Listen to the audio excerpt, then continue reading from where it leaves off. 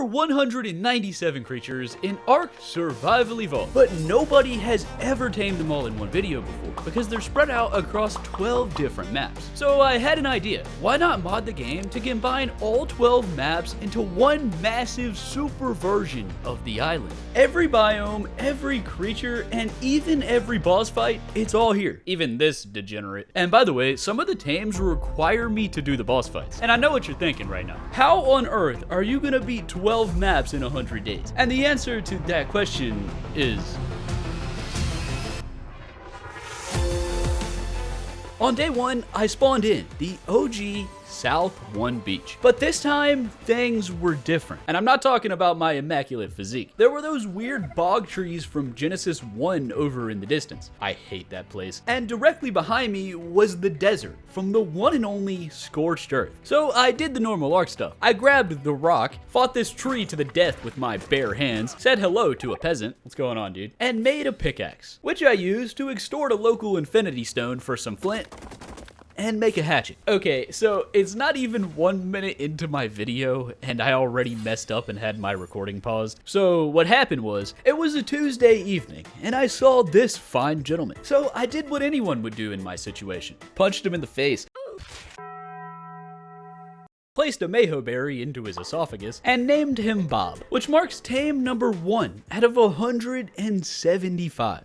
Only 174 more to go. And Bob has an anime costume now. But anyways, it was time to come up with a plan. I needed to mass tame creatures as fast as possible. So step 1 was to tame a flyer and figure out where everything is. And step 2 was to tame some Rexes and a Yudi, who I'm gonna name Katy Perry, to prepare for the 7 boss fights that are required for a couple tames. But then I saw a degenerate. Bob, run! So while Bob was chilling in the dark side, I started farming some materials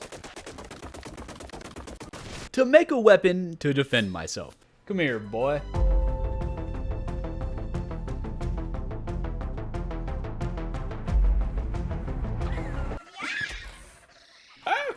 I thought that would unalive him. Luckily, I managed to survive, barely. But I got some hide, and I wish that I could say the violence ended there. But it was only the beginning. Oh, he sees me. I tried to save Bob. I really did. But this heathen was gaining on me, and I was too injured to fight back. I feel like such a noob right now. So I did what I had to do to survive. I'm sorry, Bob. Oh, Bob's fighting back. He's kicking that man's tail. Oh, never mind. And just like that, Bob was deceased. And after this degenerate vertically climbed my safety rock, get back, heathen, I made another spear and sent that man to the Shadow Realm. GG, bro. Anyways, it was time to quit being a noob and tame a Pteranodon to initiate stage 1 of the plan. So I crafted a bow, 20 stone arrows, and some clothes to not be naked. Taming 175 creatures by day 100 is a pretty insane task. That's almost 2 creatures per day, including some borderline impossible ones. But I'm pretty confident that I can do it. The main problem is, and you'll see this later, I have to fight like 7 of the bosses. Anyways, it was now day 2, and I had enough narcotics in my mortar and pestle, so I unlocked some knowledge in my brain, and I crafted 17 NyQuil laced arrows, perfectly tailored to fit inside a birdman's skull. So I grabbed some medium rare steak from my primitive stovetop, and used my entire life savings to craft some bolas. The main issue is I need to be level 38 before I can actually make a Pteranodon saddle. I'm inferior. So in the meantime, I found this civilian on the beach, tied him up, and launched 4 bedtime stories point blank into that man's eyebrow. Good night. He was unfortunately a mouth breather. So I stuck some berries in there, and while I was waiting, after decimating a convict, I crossed the water to knock out some more easy tames from my list. And the first fellow prehistorian I found was this Hesperornis. Ow, bro, chill. These guys want live fish, and you have to drag them an entire carcass. Gotta go feed Jeffrey Dahmer over here. So I descended into the depths of the shallow river, found a coelacanth, who, by the way, I pronounced coelacanth for like 5 years before I decided to ask a British AI fella. Coelacanth. Anyways, I unalived him, and these dolphins wouldn't leave me alone. Can you go away? But then I realized, I need to tame you guys anyway. Well, that was easy. Fen Diesel here only took 1 raw meat because of his low level, marking tame number 2 out of 175. The island is a map that's famous for spawning abysmally low levels of everything, but apparently that doesn't apply to Hesperornis, because this man ate an entire coelacanth and still wants 49 more. Are you serious, dude? That man's gonna starve. But I just couldn't stop thinking about Bob from earlier. God rest his soul. He had that glorious costume making him look like an anime girl. And speaking of anime girls, you can get a brand new operator for completely free in ARK Knights. ARK Knights is a free-to-play, strategic, fantasy-themed RPG mobile game with tons of operators to collect. And they're currently running a 2025 celebration event with tons of free rewards and even a side story. That's right, we have lore. I'm not Italian, but I believe it's pronounced I portatori dei voluti. Nailed it. That translates to the Velvet Bearers, but that's all you get. No spoilers. And from now until May 22nd, there's exclusive stages to complete, rewards to unlock from the event store, and 3 brand new 6-star operators to collect, including Vulpus Folia, an assassin with a contrasting maternal nature, the limited Lapland the Decadenza, a drone specialist, and Crown Slayer, a previous antagonist who is now completely free by clearing event stages. And that's still not all, because if you log in during the event, you'll get 1 limited Tango Decadenza ticket, which can be used to claim a free temple in the We Mischievous Few headhunting event. And if you still want more, greedy, there's a full 10-day program of rewards, including limited outfits and furniture, all for completely free just by logging into the game. I portatori dei voluti is not gonna last long, so download ARK Knights today using the link in the description below, and thank you to ARK Knights for sponsoring this video.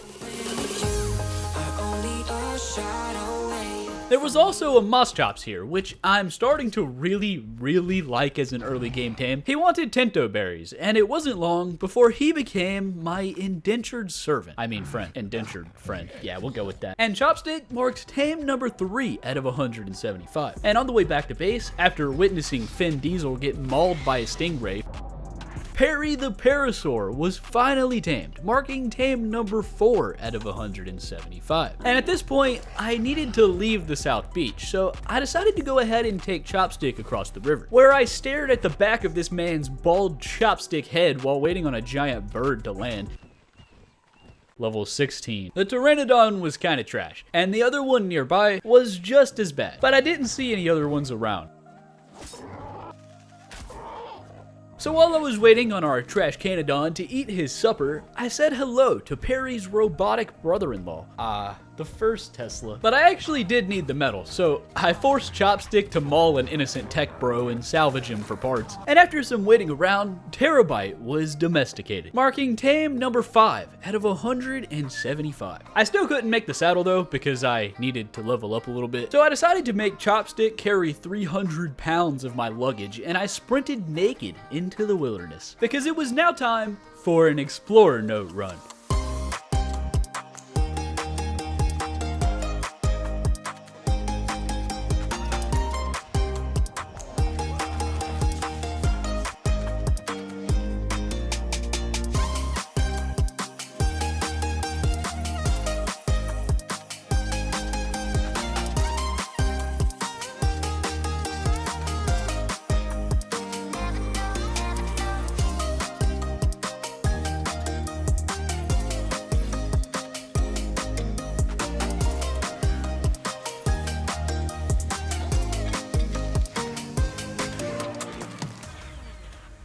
It was now day 3. Honey, I'm home! And after thanking Chopstick for his luggage service, it was finally time to make that Pteranodon sub. I managed to make it to level 87 after hitting that entire southwest portion of that note run. And by the way, if you want to do this, just search ARK Note Run on YouTube. I kind of have it memorized from the PvP days. Anyways, I still needed a bunch of hide and 75 chitin or keratin for the saddle. So I began to search for my first victim. But instead, I found a Lystro, so I fed the little guy a Tento berry. Under normal circumstances, his body would be sacrificed to the Pteranodon saddle gods right now, but luckily for him, I need to tame everyone. And once he worked up his appetite again, the Lystrosaurus marks tame number 6 out of 175.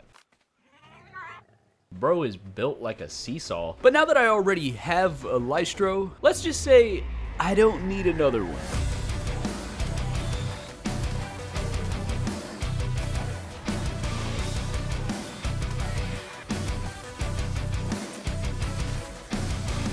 get wrecked. Yeah, I still needed to tame a Dilo, unfortunately. And there was a level 40 PT here as well, which is still pretty bad, but it's a decent upgrade over Terabyte. And Charles here, marking tame number 7 out of 175. Proceeded to season and consume his brethren. Charles is a cannibal. What a legend. And the only ingredient left for the secret PT saddle formula was chitin. There were some turtles across the water, along with the biggest salmon I've ever seen. That's a big boy right there. The salmon marked tame number 8 out of 175 because they aren't tameable. And also, that fish dude that I slayed earlier was tame number 8 out of 175. Sorry, I kind of forgot about that. But then, right after Mr. Salmon, this happened. Oh no, run, Chopstick! I tried to remount after the cooldown, but this man underwater violated me in every way possible. Oh no, I'm cooked. I got deleted, and so did Chopstick. And to make matters worse, when I headed back over, hi sisters! Leave me alone, bro! Yeah, good times. A random white drop on the beach gave me a primitive Phiomia saddle. Really? But on the bright side, I was actually able to get my hide from Chopstick's inheritance back, and I got all of my stuff back since that sociopath is over there. But after being violated in unspeakable ways, Chopstick was gone, and I'm stuck here with Charles. We're so screwed. There was, however, an otter in the river, and some miscreants, so I broke my spear off inside his eye socket, but these dudes get super confused when you walk on land, which makes it pretty easy to just bludgeon them to death with a pickaxe. And Mr. Piranha marks tame number 9 out of 175. And after feeding his lifeless body to Mr. Otter over here, he ate the whole thing in one bite. Ow, will you die already? Okay, fine. I managed to find a random salmon that reverse drowned, and Harry Otter was very happy. I almost perished, but Harry Otter casted Wingardium Ficiosa on that man, and I lived on to see another day. And by the way, that's tame number 10 out of 175. And if you've never used one before, otters are amazing in this game. Basically, they can carry a second artifact for you in the caves. They can brutally murder the local fish population and loot silica pearls. But more importantly, they provide insulation, which makes absolutely no sense because your toes would probably like freeze off because the otter's on your shoulder. But we're not going to talk about that. Anyways, it was now day 4. And after humbly farming some more Trank arrows, I decided to brainwash a trike, mainly because Chopstick is in the afterlife, and I need somebody else to help me farm some chitin so I can get out of Compton. I mean, the South Beach. The trikes were pretty much all below level 50, but I did find this guy. So I launched a sleep potion into his love handle, and to my surprise, he was pretty upset by this, and so was his wife. Does nobody value good night's sleep anymore? But after lodging several more sleep potions into his front right big toe, he called in the whole mafia. I didn't let their gang activities distract me though. This man's front right big toe is going down. Trike Wazowski here was trying to swim across the border, but I'm not letting him get off that easily. His entire extended family was still on my 6. Harry Otter, why are you here? But after a couple more doses of motivation, he was out. Y'all have some determination, I'll give you that. I had to run an entire marathon to get this squadron of hoodlums to leave me alone. But 10 minutes and a whole lot of berries later, Trike Wazowski was brainwashed into being my friend. That's how I make all my friends. 11 out of 175. And back at base, I used most of my hide to craft a saddle for my boy. But then, this happened. No! I hope it was worth it, buddy. Okay, on a side note, I sounded like Mickey Mouse when I said no right there. No! So, yeah, it's only day 4, and Perry and Chopstick are both in the afterlife. But it was finally time to make that Pteranodon saddle, get off this beach, and explore this modded world.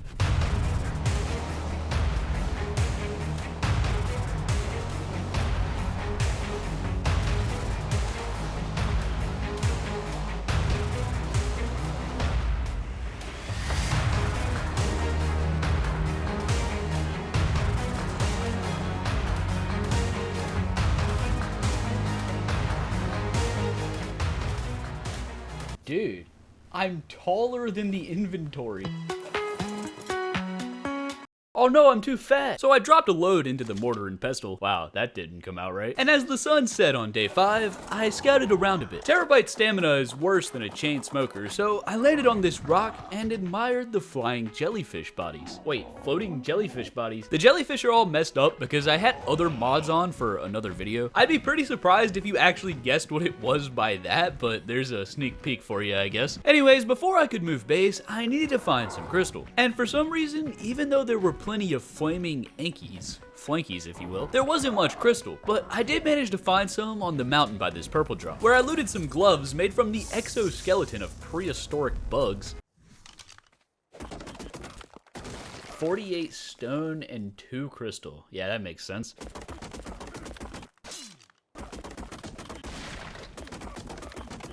22 crystal. Yeah, I need a metal pickaxe. Back at base, I used like half of the crystal to make an awesome spyglass. If you've never seen one of these before, well, it's basically just a spyglass, but awesome. It shows all of the dino stats, and for example, I can see that Terabyte here has more oxygen than he does stamina, and therefore he probably deserves execution. And when we examine Bob's cousin over here, God rest his soul, we can see his torpor levels and all of his favorite foods for taming. So after Terabyte aerial assaulted this trilobite, marking dino number 12 out of 175, it was time to finally leave the South Beach. I just needed a couple cryopods to take some pedestrians along. So after farming some flint to make a refining forge, refining metal into some rectangles, making a smithy to upgrade to the metal age, I put a hash-slinging slasher into a spin cycle, extorted his corpse for organic polymer, farmed some more crystal, Terabyte can't carry anything, bro, and flew back to base. Slowly. I spent the night of day 5 cooking some more metal. And at the start of day 6, with the worst fog I've ever seen, why? I loaded up Terabyte, took a road trip to the Red Obelisk, and I finally crafted some cryopods. Get in the pod, Charles. Everything was ready, except for Terabyte's weight capacity. So I decided to just use the materials to craft a few essentials. And I witnessed Terabyte exterminate a degenerate. I'm proud of you, son. But then, I saw him. The leader of the Thieves Guild. I've been dreading this day. But it's time to tame the scum of the earth.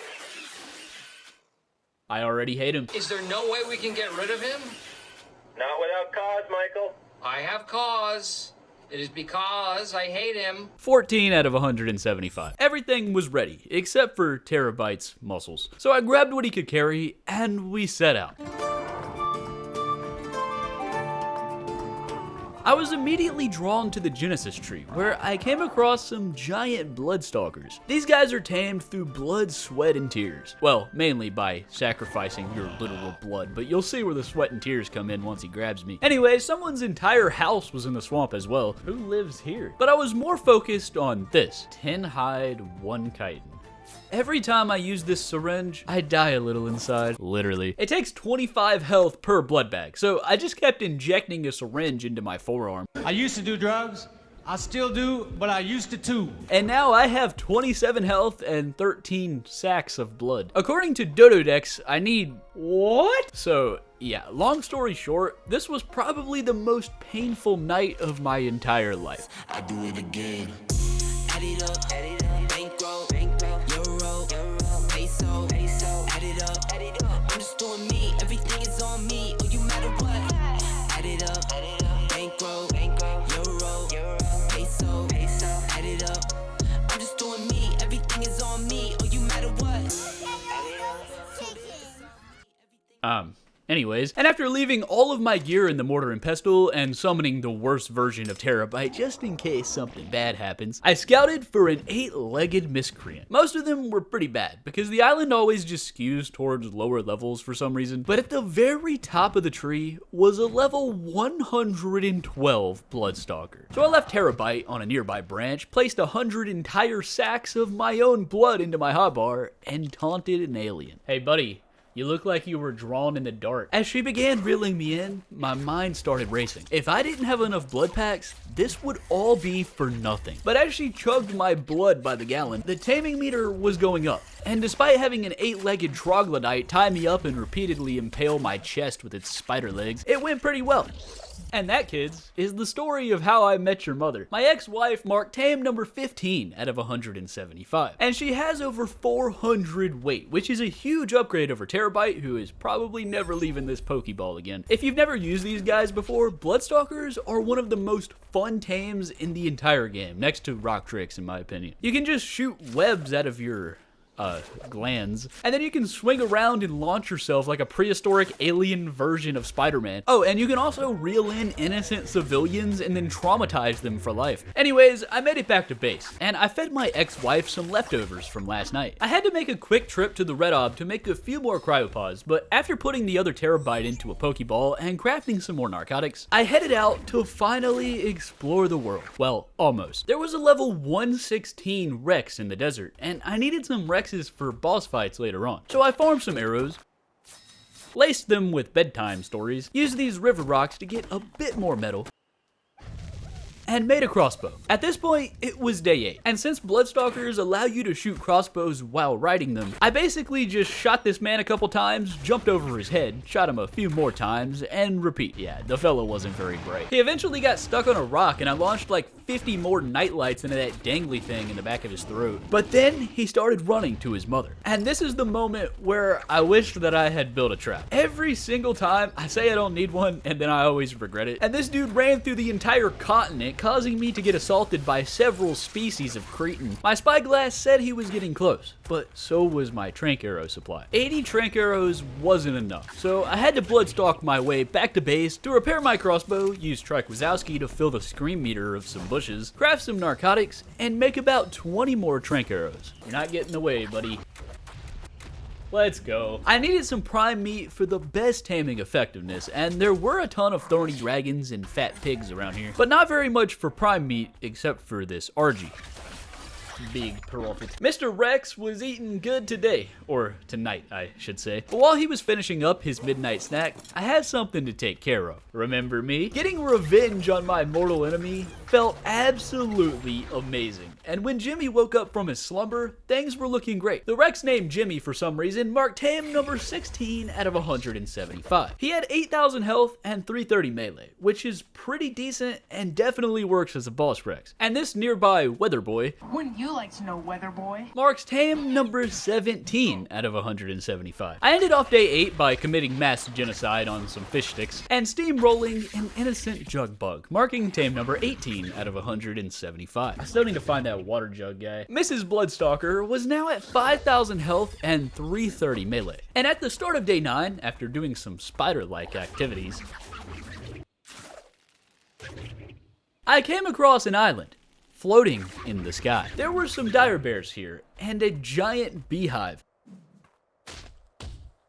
Oh, that's kind of OP. And for the main event, there were Ember Crystal Wyverns lurking in the distance. I did have some crystal on me, so I decided to go for it. First, I needed a sleeping bag, and I also needed some parachutes in case this goes south. But with everything prepared and my ex-wife safe from bears on this platform, the two nearby Wyverns were level 16 and level 76. The 16 looks pretty sick, but the level 76 was, well, he was level 76. So I jumped on top of his spinal cord, laid down, and fed him a crystal, which somehow he enjoyed very much. If you've never tamed a crystal wyvern before, the best way is to lay down right on their shoulder blades like this, because it gives you the lowest chance of falling into imminent doom. Oh, and by the way, don't try this with normal wyverns. The Ember Crystal Wyvern marked tame number 19 out of 175, and after returning to my queen-size sleeping bag, I named him Charizard. Unfortunately, I ran out of cryopods, so I decided to leave the low-level Terabyte here to defend for himself. I'm just going to the store for some milk. I'll be back. I wonder what he's up to nowadays. Anyways, after looting some trank arrows and another blood extraction syringe from the supply drop gods, whoever you are, I'm not doing it. I can't do that again. I made my way to Herbivore Island. This island is the OG base location on ARK. It's an island, pretty flat in the middle, and only herbivores live here. There's zero danger, unless you like punch a Bronto or something.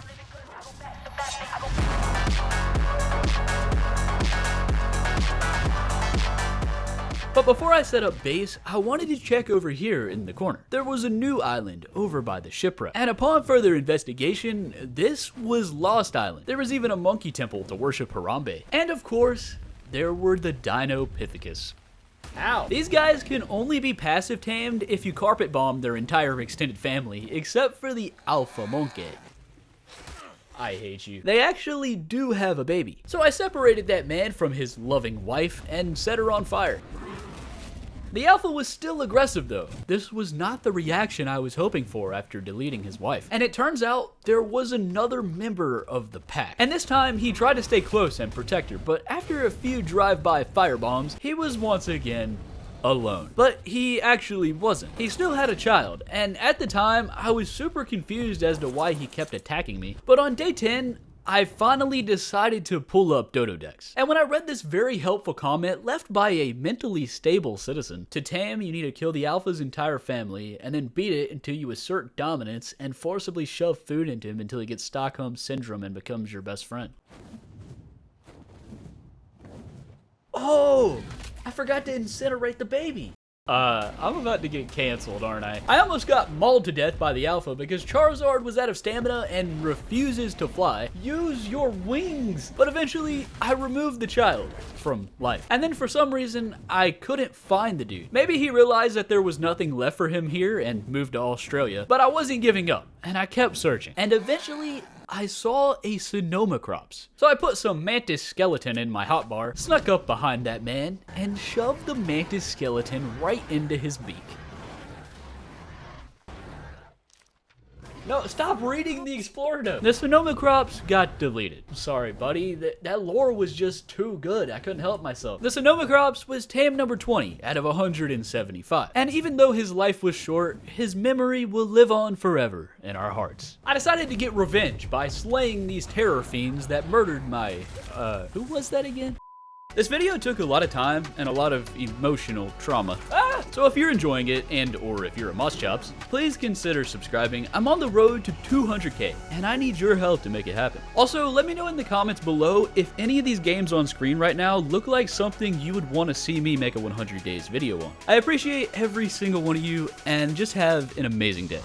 I kept on searching, and it took the entire day, but eventually, I didn't find him. Yeah, I don't know where he went. But there was another cult of monkey over on the opposite side of the island. And after slaughtering some locals, nuking an adolescent, and firing a baby from being a family member, he finally stopped trying to brutally murder me. Aw, he likes me. So I put some prime meat into my hotbar that may or may not have come from his child. You what? And he absolutely loved it.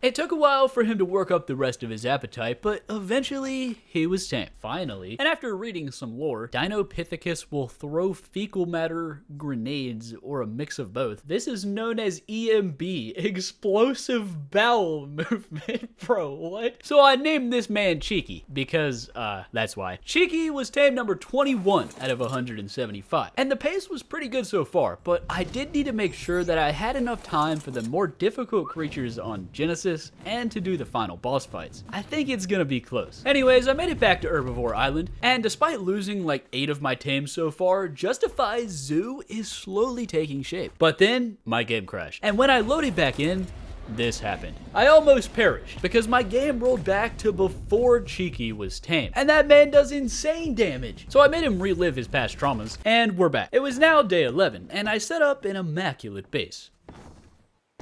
Nice. And then while I was crafting some tools, a Pelagornis got DoorDashed to my non-existent doorstep.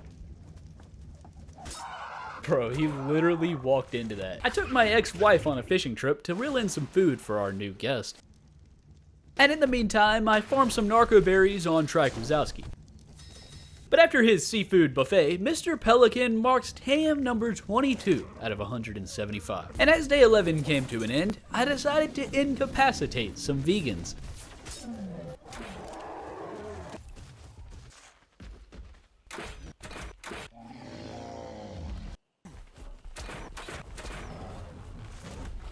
And I would like to introduce to you Chris P. Bacon, Connor McStegger, and Metallica, which marks tames number 23, 24, and 25 out of 175, respectively. There was one dinosaur left on this island though, and for this fella, I was gonna need some more trank arrows. As the arrow left my crossbow, impaling Mr. Bronto's ribcage, he began to slowly attempt murder on me. It took him so long to make it over here that I was already like 15 arrows deep. And after flying over his head, I got another 10 shots off before he could even turn around. Eventually, he fell inside the pit of doom, and it wasn't long before he fell over and caused an earthquake. That's a big boy. While I was waiting on the tame, I rearranged some zoo exhibits and crafted some flak armor. And not too long after that, Hannah Brontana marked tame number 26 out of 175. And at this point, I was doing pretty good on the tames, but I was a bit behind on progressing for boss fights. So I decided to go to the Hunter Cave to attempt the first artifact for Mama Brood. And once I arrived, after sending a few of Charles' relatives to the afterlife, I summoned Cheeks and headed inside. In the first area, there were some Arthros that probably wanted to disintegrate my pants, so I did it myself to prevent the satisfaction. And then I sniped a giant scorpion with a Tylenol PM laced arrow, and I continuously told him bedtime stories until he started running away. Bro wants to stay up late tonight. His friend over here was low-key messing me up because Cheeks has a super slow attack, so I was kind of like stun locked for a minute there.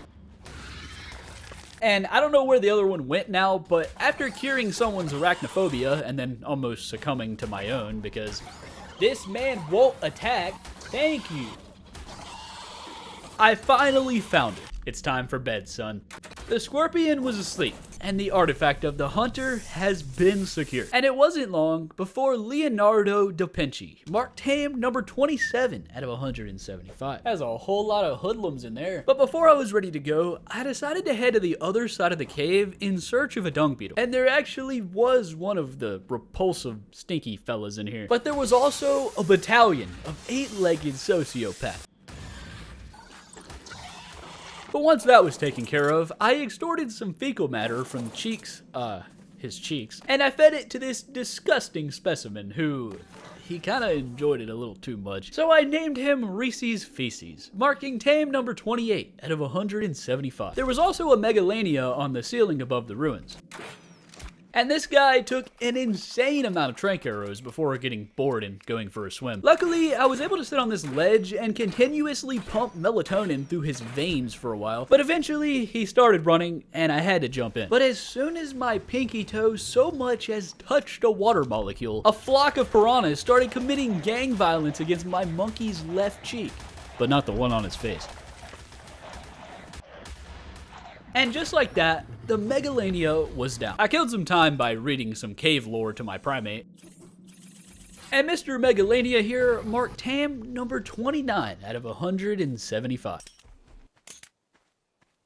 Reese's Feces has 6.4 weight, and fun fact, that is the lowest base weight of any creature in the entire game. But anyways, I think it's probably a good idea to actually feed these guys before they start looking at me like a cheeseburger. So I deforested an entire island. That was kind of an exaggeration. I mined like 3 trees, and I farmed some metal, because feeding troughs require raw metal for some reason. But at the end of the day, I finally fulfilled my dream of becoming a lunch lady. Dinner time, and I ended off the day by taking Metallica out for a quick metal run. But Charizard doesn't really have enough weight to get more than a few hundred at a time, so I think it's probably time that I tame an RG. Those dudes have a max wing press of like 2,000 pounds, but first, before I could tame one, I needed to build a trap. So I chopped up some rocks and timbered some trees until I had 3 wooden gates. Charizard is absolutely glowing right now. And then, after grabbing this purple drop, I almost became sliced bread. It was now day 14, and I set out for Carno Island, but there were several new biomes on the way. First of all, I found this island with some tropical crystal wyverns, but it defies all laws of physics. Isaac Newton would not approve. I wanted to tame one, but I kind of forgot my crystal back at home, and there wasn't any here. But there was a Fenrir terminal, which allegedly requires the Dinopithecus King, the Crystal Wyvern Queen, and the Manticore trophies. Oh, so I have to do all of those for Fenrir instead of Bela and that invincible bear dude. I absolutely had to beat Fenrir Sulfur, the boss dude, because that's the only method of getting a tamed Fenrir in this game. So I 100% have to take down all 4 of those bosses, as well as the 4 main island ones. I need a female Rex breeder. Anyways, I continued on, and I found the giant ocean pillars of Genesis. The actual ocean biome is underwater, of course, but up here, I found a Mesopithecus.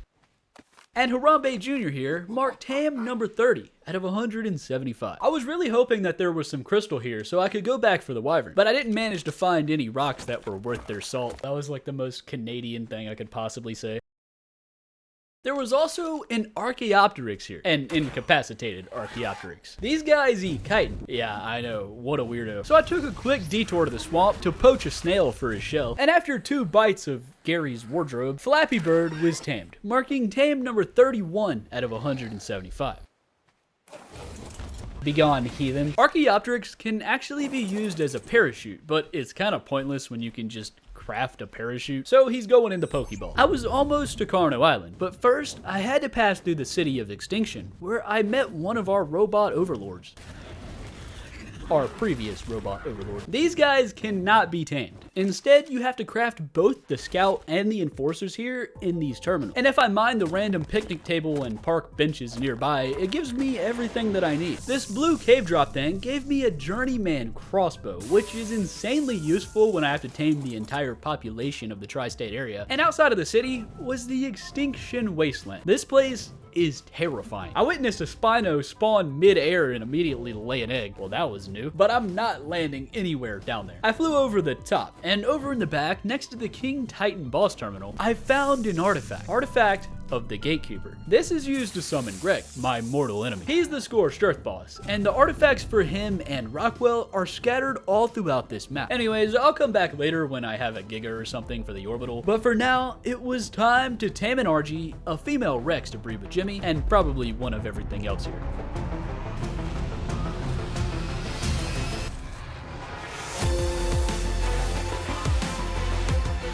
Jimmy's lover. They're gonna have fun tonight.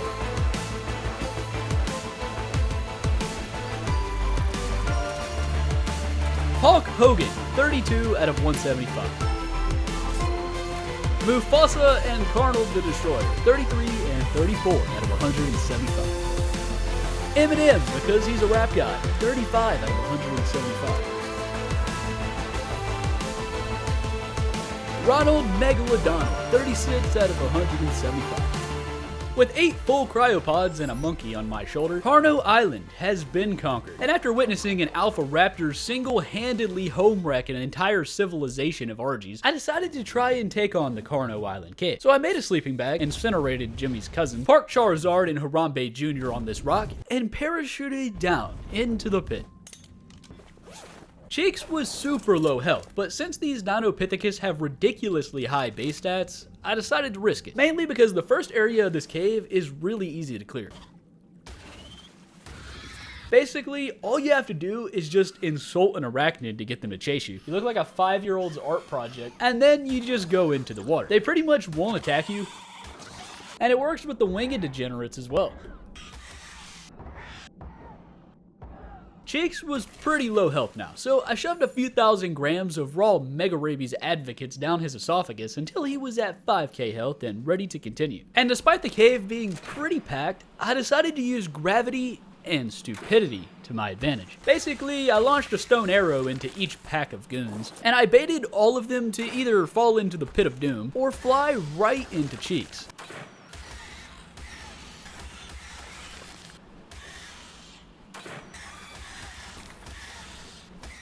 And the cave was now clear, until I reached the bottom, where I launched a few more distractions into the crowd, finished off some stragglers, and finished my heist for the artifact of the Devourer, which I would need to take on Papa Pithecus.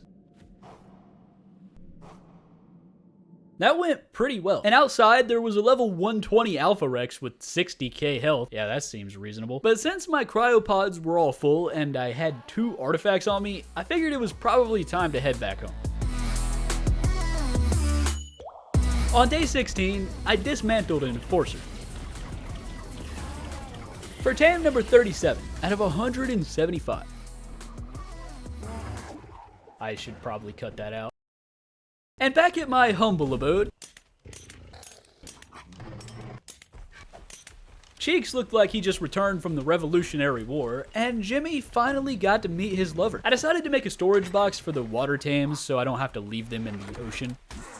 And by the way, I do want to make an actual base, and I will if I have time, but I don't know, man, there's so much to do. Anyways, I unlocked some saddles, made a sickle, farmed 2,000 fiber in 30 seconds, and crafted a saddle for Hulk Hogan and for Jimmy. And before I could leave again, I needed to run some errands. So I took Metallica out for a quick metal run, accidentally dropped the dude on an open campfire, extorted a few more eggs from Jimmy's lover, and took Charizard on a meat run to feed my family of 37.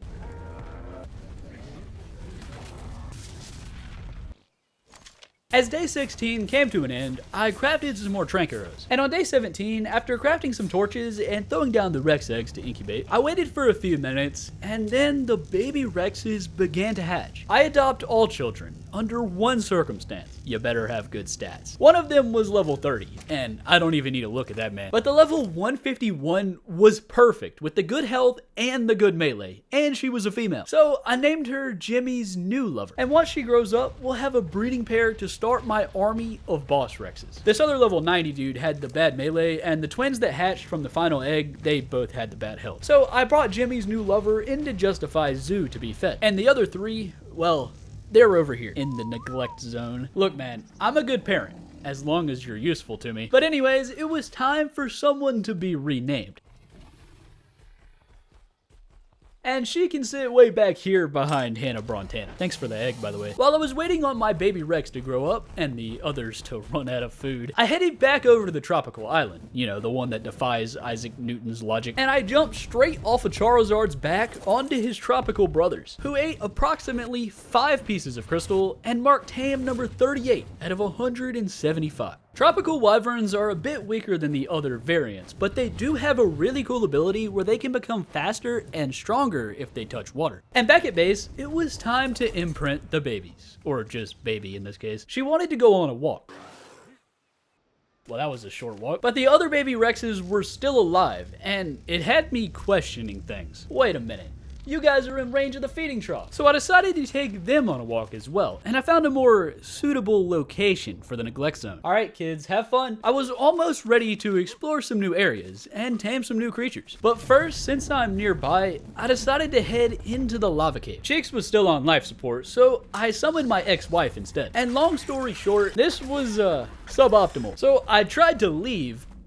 What is happening right now? And I grabbed the one and only man for the job. A man with some very fine cheeks. Aw, they're having a play date. Have fun, guys. And back over in the sauna, Cheeks declared war. And by the way, if you're wondering why it looks like the stuff is not aggroing me in the cave, it's because it's not. The Dinopithecus are considered apex predators like Rexes and stuff, at least I think so. So you don't get aggroed by the little cave creatures. But since he doesn't belong on the island, it feels kind of cheap to me if I just run past everything, so I'm at least trying to clear the cave like normal. But he's not that good.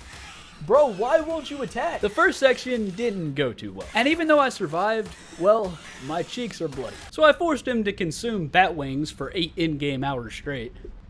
And now we're good. IRL sound effects, by the way. I never really use this feature, but if you have poop inside of the Dinopithecus inventory, you can throw it at random pedestrians. The rest of the cave after that first section was pretty easy. And I made sure to cryo Cheeks at the jumps because once upon a time, a monkey named Harambe went for a swim in that lava down there. If you know what I'm talking about, you're a day one viewer and you're also a legend. But eventually, I made it to the artifact. I had to put my parkour skills to the test for a second there, but once I arrived, after making fun of some Neanderthals, how's the water down there? The artifact of the massive was secured. At one point on the way back, like 4 winged miscreants phased through a wall, but luckily Cheeks is versed in quantum physics and we made it out of there. The next stop on my taming expedition was across the map, and it just so happens to be my favorite map on all of ARK. Aberration. There's also that giant castle in the snow over there, but you'll see that later. Aberration is home to some of the most difficult tames in the game, like Reapers, Rock Drakes, and Karkinos, which are just straight up annoying. And my first victim here was this roll rat. I've always tamed these guys by throwing honey onto their little mound when they go underground, but the amazing Spyglass mod says that they also eat berries. I've never seen that, but it was worth a shot. And yeah, I don't know. It doesn't seem like they eat berries. So instead of that, I waterboarded this glow bug, which marks tame number 39 out of 175. I wasn't able to tame the basilisk either because I didn't have any eggs. But on day 19, after finding the artifact of the depths, which is used to fight Rockwell, I saw a ravager beefing with a rat. So I helped him out and sprayed the rat with some water breath, bullet him,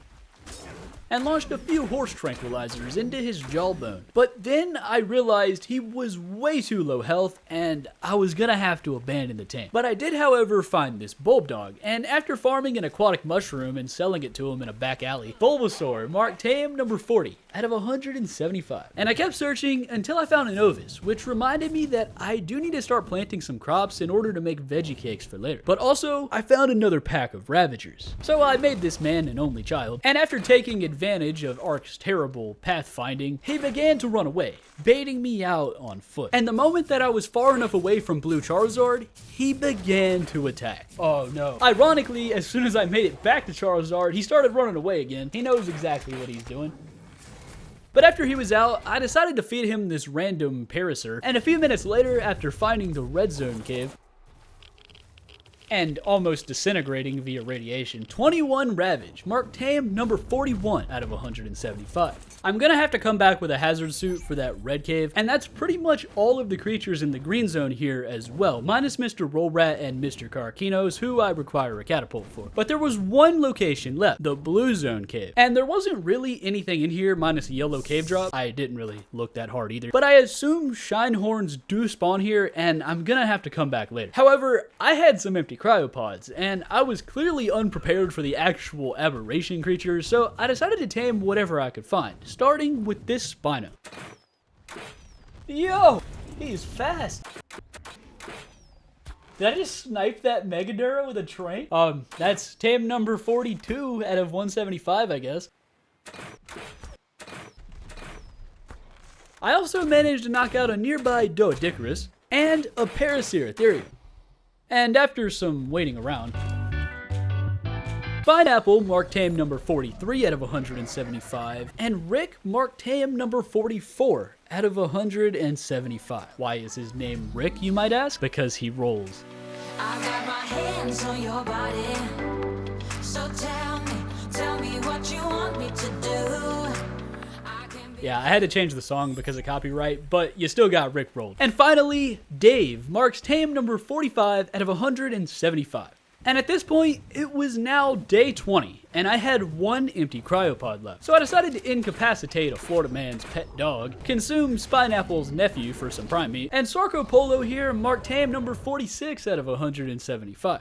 And now, knees weak, arms heavy, cryos full, it was time to head home.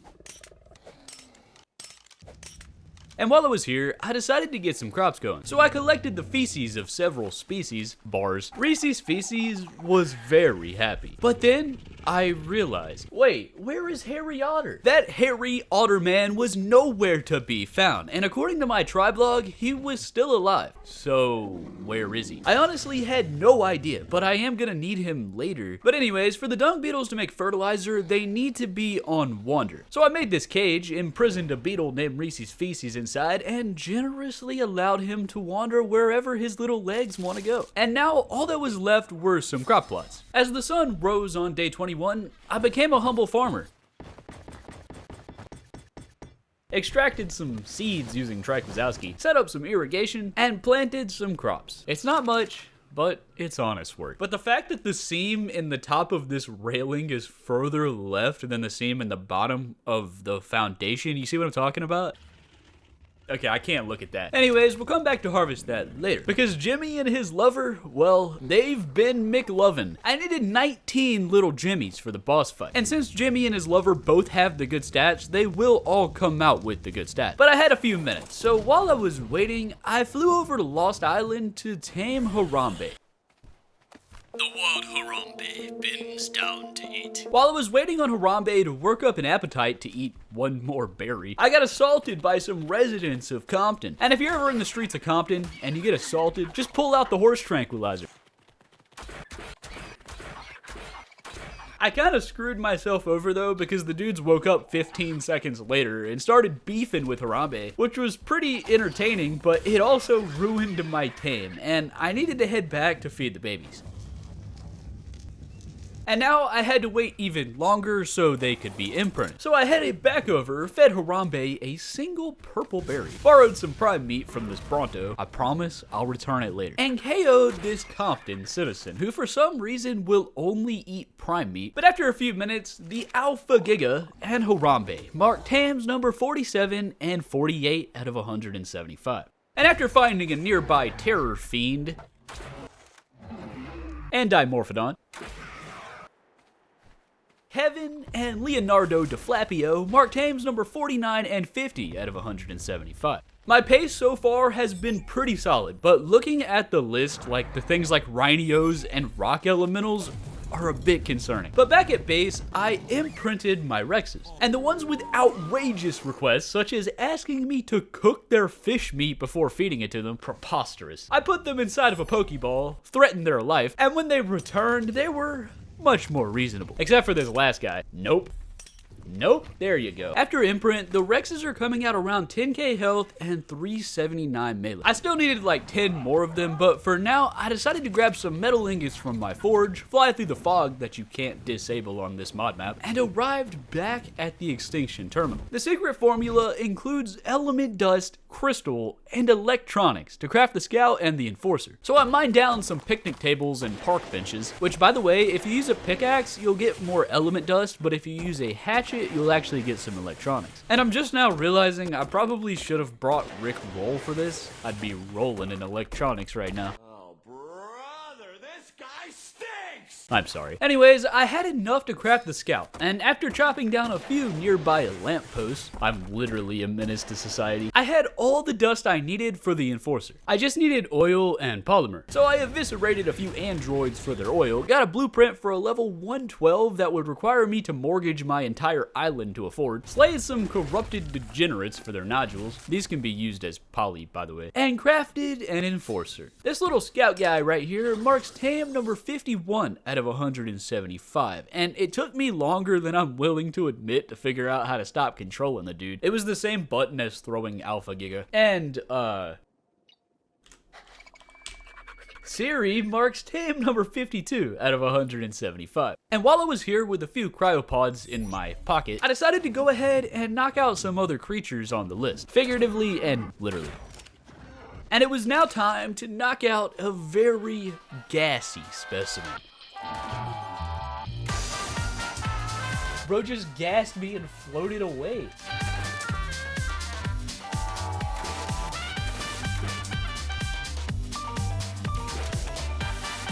Get out of the water, dude.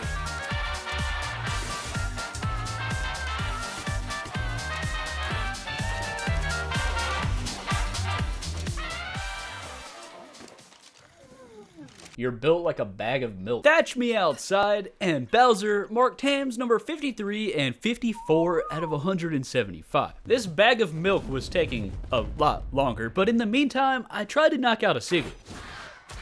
Or not. Sniped a jellyfish with a flamethrower, 55 out of 175. Failed to bola a tappy twice.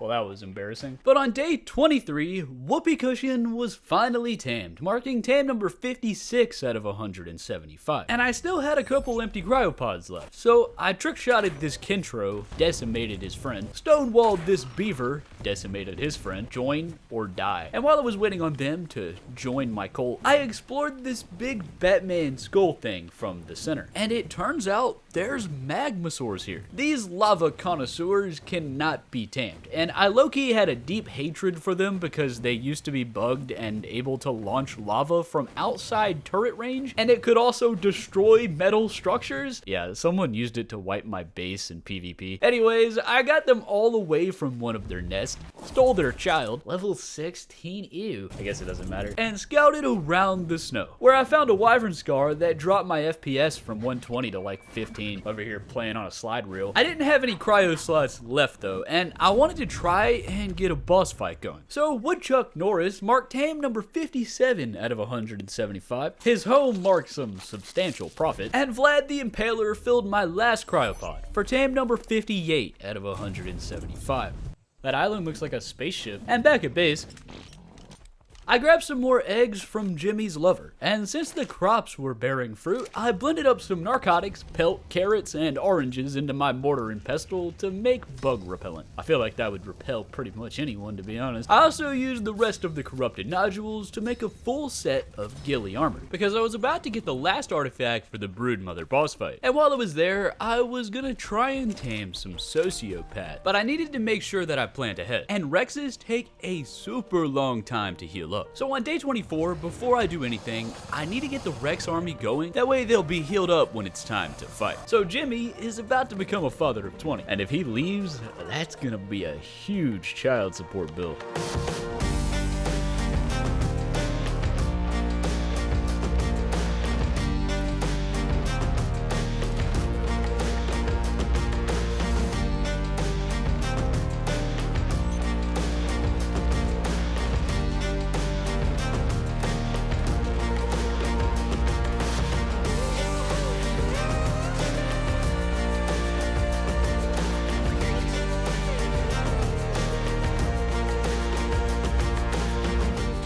And just like that, Jimmy now had 22 new children. And more importantly, I had the 19 imprinted boss Rexes that I would need. It's gonna take a while for them to heal up though. So I set out for the central cave for the artifact of the clever. But then, I saw something. Is that a Tropio standing on air? Tropios are extremely rare, and the only way they'll even let you tame them is if you tie them up using a chain bola. Yeah, they're into some weird stuff. But if I was actually looking for this guy, I would never find him. So I decided to take advantage of this opportunity. And on day 25, I headed back to base and I opened up my brain. It took me a solid 5 seconds to attend a college course on how to create an entire ballista turret and some chain bolas.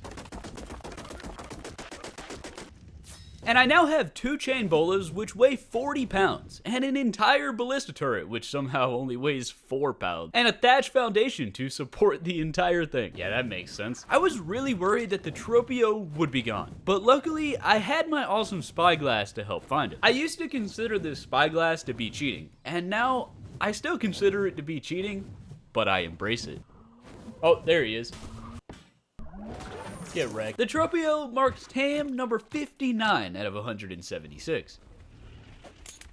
And now, bar any more interruptions, I arrived at the central cave, and I immediately found a level 40 bat. 40 is a low enough level where my spyglass says he'll take 1 prime meat. So I put on my ghillie, realized I have no prime meat, resummoned a birdman named Charizard, roasted an Argy for his primest slice of meat, and then I pet this stray dog 3 times until he became my friend. Captain Goodboy marks tame number 60 out of 175. And after I entered the cave, ate some raw meat because I forgot my lunch, and sprayed myself with bug repellent,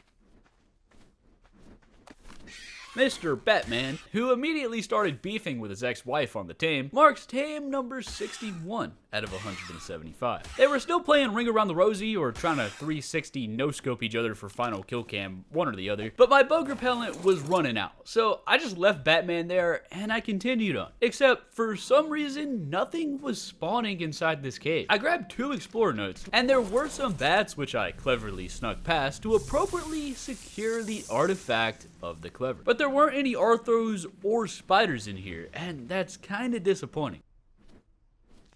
I'm Batman. As I left the cave, day 25 was coming to an end. And over by the volcano, I found a blood wyvern, the last variant of crystal wyvern that I haven't tamed yet. So I went on vacation into a volcano, and after farming some crystal, I found an even better blood wyvern. He was level 108, and he looked pretty cool. My favorite color for wyverns is black and white. It's so hard to find them. Anyways, Charizard was tailing us while I was undercover, and this dude took 23 light years to become hungry again. Like, he took so long that it's day 26 now. And then he flew towards the snow, where I contracted hypothermia. Oh no. I tried to use a blood bag, but they have a 3-week cooldown, and despite him only needing 1 more crystal, come on bro, man up and eat it, I perished. Come on, man. So I took Charizard, but blue, across the universe where I got my stuff back. I had to rescue OG Charizard from a sociopath, but I eventually finished the tame. Tame number 62 out of 175. And blood wyverns are kind of sick, so I think I might make him the main.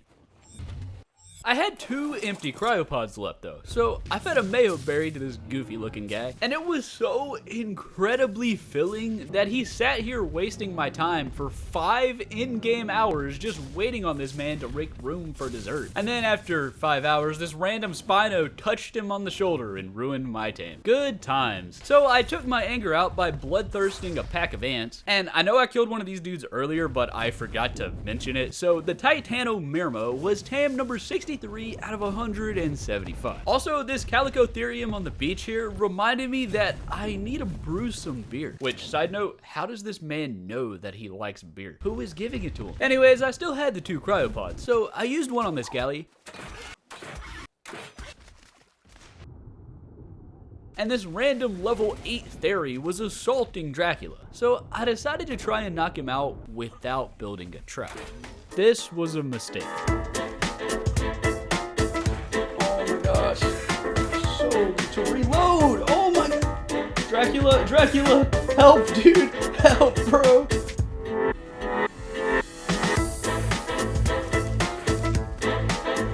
I don't know how I survived that. Roadrunner marked tame number 64, and after taming Harry Otter Jr. because his predecessor just vanished out of nowhere, Gary Terry marked tame number 65 out of 175.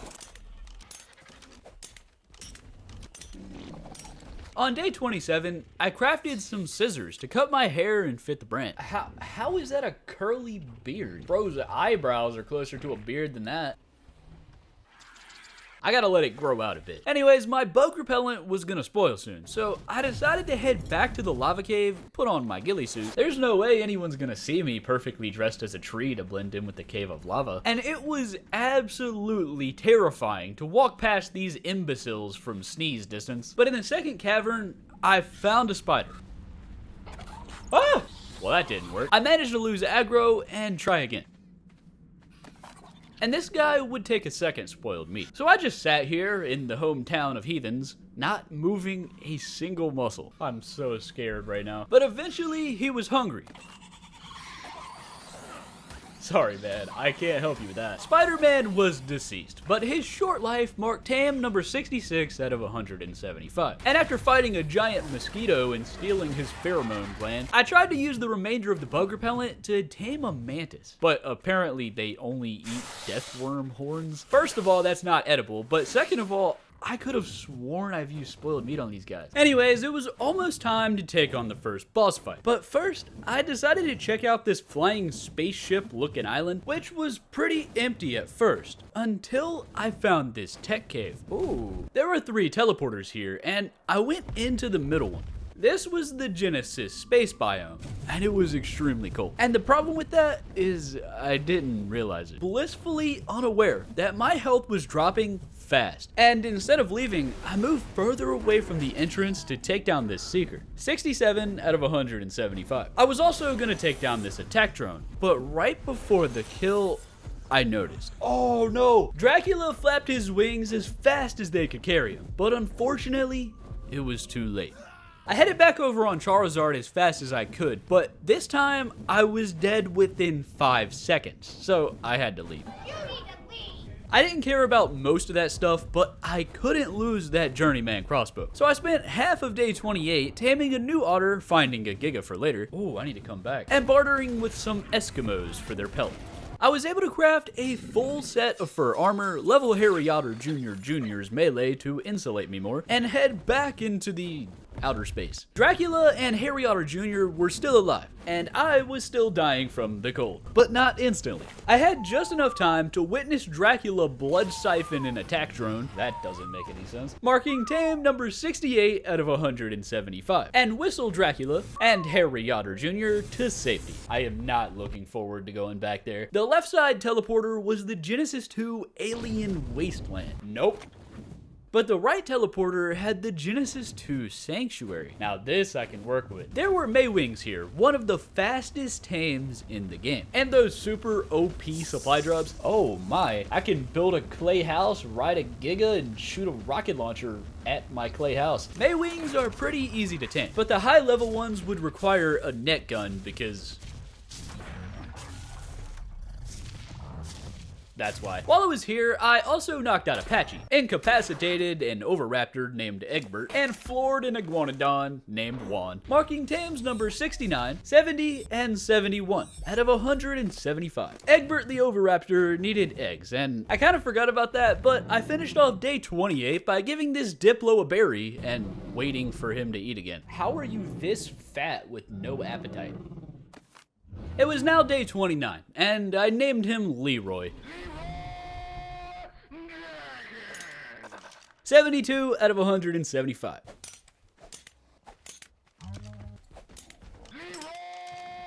Back at base, the Rexes were pretty much healed, but not leveled. So I put some meat in the trough to feed my family of 72, and I needed to make some saddles. So I farmed some wood to cook the rest of my metal.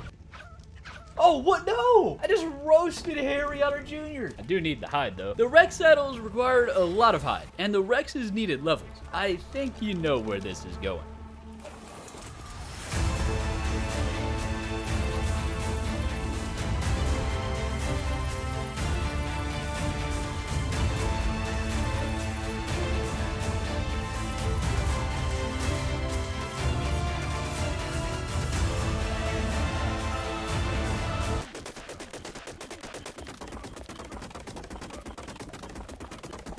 The Rexes could definitely use more levels, but there was also one thing left to do, and the reason why I just mined so much stone. I wanted to create a trap to tame a Uti. These guys can roar like Katy Perry, which hypes up the entire platoon, acting like a performance-enhancing substance. We all do more damage and take less. And when I arrived at the snow, something seemed off. There was a whole new section. There were brand new areas, brand new creatures, everything here was expanded. But I'm here for a Uti. So I stayed around the normal areas where they were all really trash. I did find a level 8 Giga, which still takes 96 trank arrows, and I also found a little club penguin.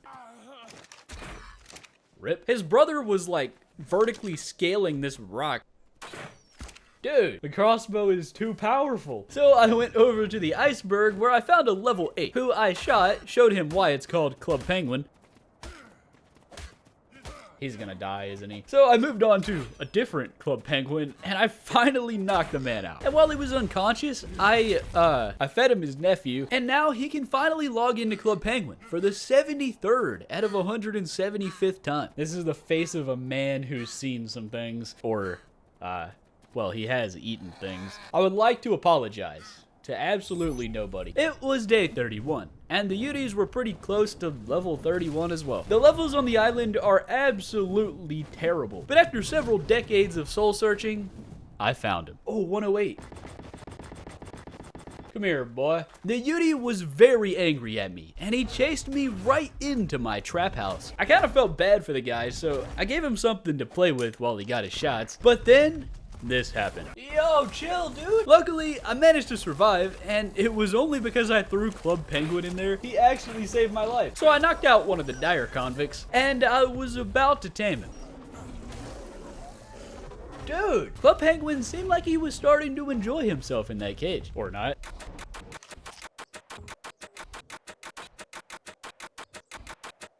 And just like that, Katy Perry was taking a siesta. So I went to Walmart and bought some prime meat from this fine gentleman, conducted a sleep experiment on a few more insomniacs, and a few minutes later, Katy Perry, Frostbite, Peppa Pig, and Donald Trump were tamed. 4 more freeloaders that I have to support. But they marked tame 74, 75, 76, and 77 out of 175. I ended off day 31 by witnessing a mammoth rising from the dead and stealing a golden egg from this silly goose, which I decided to eat and became enlightened. On day 32, I wanted to fill up my last 2 cryopods, so I decided to tame this woolly rhino, and while I was soul searching for something else, no, not Will Smith. The deceased rhino marked tam number 78 out of 175. And this Perlovia, who apparently is completely unaffected by bolas, Marked tame number 79 out of 175. There's a lot of tames left in the snow, and I didn't even go to the added DLC area yet, but I was at a trank arrow. So I was about to leave when I saw some level 140 lightning wyverns in the sky. And even though this wyvern scar melts my CPU and drops my frame rate into the negatives, I decided to go for it. Upon entry, there was only one poison wyvern inside. He wanted to murder me. Everyone else, though, was flying really high, and the scar on this map isn't all that fleshed out in the first place. So I was able to pretty easily grab this 140 poison egg, go across, grab this low-level lightning egg, and dip. There weren't any fire eggs at the time. But this 140 reincarnation of Thor was not happy. Luckily, crystal wyverns are a bit faster than the regular ones, and even though that dude's probably gonna jump scare me in the swamp or something later, I was safe for now.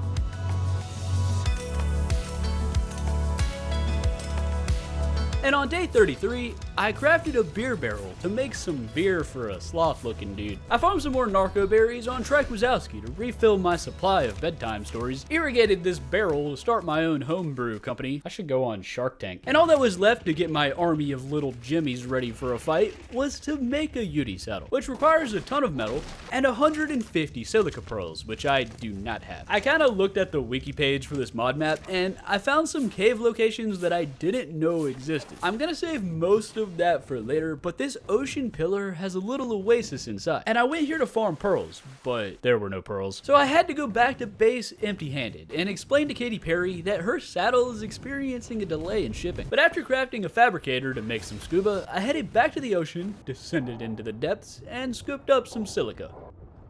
Is that a Liopleurodon? These guys are extremely rare, and they eat honey. I don't know when I'll find another one, so I went back to that honey cave thing on the Fjorder Island, smacked a beehive with a pickaxe, swam back down, and fed some fresh honey to this leprechaun. He marked tame number 80 out of 175. And since these dudes just vanish after 30 minutes, I decided to leave him here with his buddies. Back at my very large penthouse, I finally crafted the Yudi saddle. And now, Katy Perry was ready to perform. The Rexes were not great. But I realized something. I already took down that attack drone in outer space. I didn't even think about the fact that they were in the Genesis space biome. And now I don't actually have any real reason to fight the Overseer. Don't get me wrong, I still want to, and I'll try. But I decided to shift my focus to fighting Fenrir Sulfur, because I needed to take him down to actually finish the challenge. And to do that, I first need to fight Greg, Cheek's father, and Charizard's mother. So I decided to head back over to Magmasaur Island, and this time I actually looked up. This was the artifact of the Destroyer, which is used to summon my mortal enemy, Greg. And now I was on my way when I noticed a cave underneath the Wyvern Scar. It looked like there was supposed to be something in here, but there wasn't. Is bro on vacation or something? The wiki actually says that this is a mini boss cave. I don't know. But I grabbed the artifact of the void and dipped before Mr. Mini Boss returned with my death warrant. I don't actually need that artifact, by the way, because the final artifact for Greg is the artifact of the crag, and it's located in a desert cave. Right here, actually, and I never would have tried mining this rock without looking it up before. Yeah, there's a cave here. As I entered the cave, I was kind of scared. There was this weird bridge thing down, and when it opened up to the lava section, I realized where I was. Oh, this is the Lava Golem cave. The Lava Golem boss fight from Ragnarok. Luckily, I had Cheeks with me and he exterminated the locals, but this was a super weird parkour course and I'd have to cryo him to move forward. The Arthros and spiders just fall into the lava when they see me. 2000 IQ right there. But the bats up ahead, well, oh no, what do? I summoned Cheeks and excommunicated that man. But now I was in a predicament. When you dismount in this game, you get launched like 5 foot to the right, but there's no other way. Oh no! I got roasted. So I headed back over on Charizard and the bats were already respawning. Follow me. So I did some more parkour.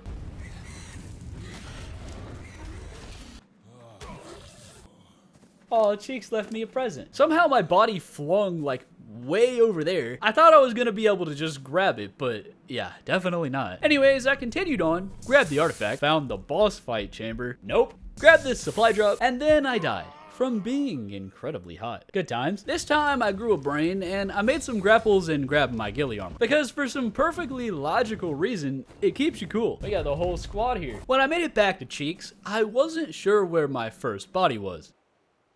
Oh, there he is. If you pull up the orbit flywheel, it'll show the different beams from your old bodies. What the? Alright, that works, I guess. I got my stuff back, and I got out of there. And apparently, I can't summon Greg without also clipping one fingernail from each of the wyverns. And at this point, I really want to fight Greg. The lightning wyverns outside were way too strong, but I managed to find this low-level fire wyvern, kite him to the iceberg, summon Jimmy's offspring, and started biting. Hopefully he doesn't melt the iceberg. The fire talon was secured, and it wasn't long before I found a suitable descendant of Thor, and this other random fire wyvern that volunteered for death.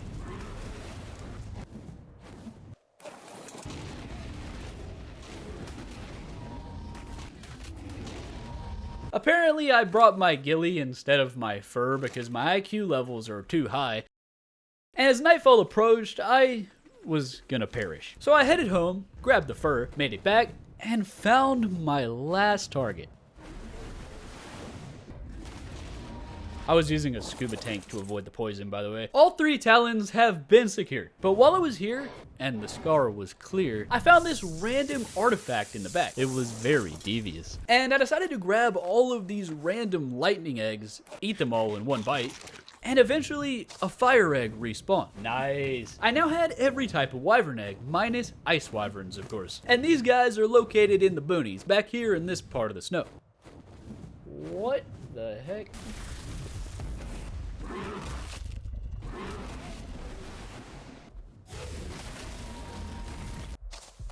The ice wyvern egg was secure, but then this happened. Oh, why is it so cold? I had full fur armor, but in the end, it doesn't even matter. Really, bro? And look, the travel couldn't be any further. Come here, hairy otter, you're going on a flight. I managed to get my stuff back, but with full fur and a very hairy otter, I was still biting frost. And this dude won't leave me alone. I genuinely don't know how you're supposed to survive over there, but I would need to figure it out if I wanted to tame a Ferox, a Managarmer, and a bunch of other stuff that lives here. Anyways, while I was here, I tamed the rest of what I needed from the normal snow. And Duolingo, Bane of Arthropods, and Barry, I don't know why he was in the snow, marked tames number 81, 82, and 83 out of 175. It was now day 37, and I was ready for the fight, which by the way, that's the only way to fight deathworms on this map. But on the way back to base, I wanted to fill my empty cryopods. So I stopped at the desert and tried to knock out this machine gun. It went pretty well.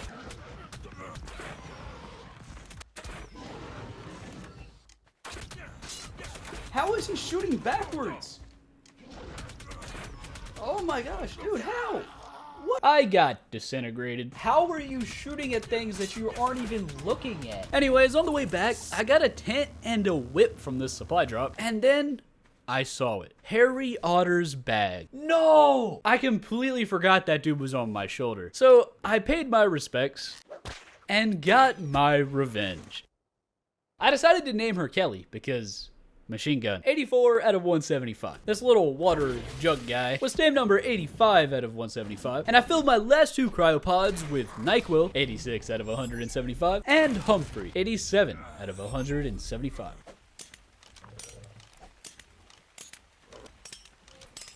And now, it was time. It was a bad day to be named Greg. So I repaired my armor. I like how he only broke my pants and everything else is just perfectly fine. I see what you did. And all that was left to do was to transport the Rexes. So I grabbed my entire life savings, headed to Red Ob, crafted 13 more cryopods, 20 total, encapsulated an army, put on my ghillie armor, made some canteens, and now it was finally time. I renamed my Rexes to make sure they never forget where they came from, and at the start of day 39, I rang Greg's doorbell.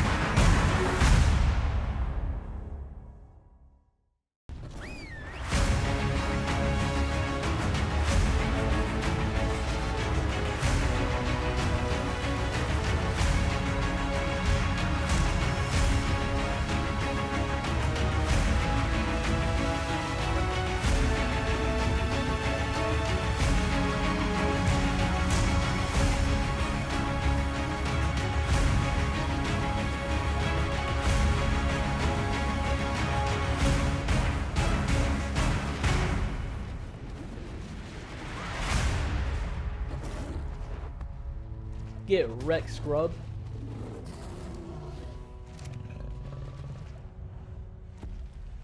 And just like that, Greg was no longer with us. And the Manticore trophy, which is essentially Greg's head that I nailed to a piece of wood, got me 1/3 of the way to taming a Fenrir. My little Jimmies were barely even hurt, and the Manticore is one of the easiest bosses. And some of them, including Junior Jim and Jimmy's least favorite son, had a ton of levels as well. But some of them, like little Jimbo here, did not. Jimothy II even had a Deathworm horn, which reminds me, the Deathworm kill marked TAM number 88 out of 175. And when I made it back to base, nice. I had 38 element, and I do need to craft a mech for this challenge, which requires 40 element. Wow. Anyways, after that massive W, I decided to celebrate taking Greg down by hatching some wyverns. The eggs were a bit too cold with just 10 torches though, so I became a beaver. I crafted 12 entire torches, arranged them like I was performing a cult ritual, and now we wait. 89, 90, 91, 92, 93 out of 175. I've done so many tames at this point, but there's still 82 tames to go. So the next day when I log back in, what in the polygon? Okay then. I wanted to explore the Aberration radiation zone, but first I needed a hazard suit. And for that, I needed blue gems and congealed gas balls. And for the gas collector, I need red gems. So I adopted Jimmy's least favorite son, received a loot crate from the Daedon gods containing an ascendant saddle for Peppa Pig. And since the Rexes are taking up all of my Pokeballs, I farmed some crystal. Jousted an insect for his polymer. Oh, they got the Easter event going on. That man's pink. And used the red obelisk to craft 14 more cryopods, so Jimmy's offspring can stay inside a box. Over in Aberration, the only place I can get red gems without being exposed to radiation and mutating into a blobfish was to steal this precious gem from a rat.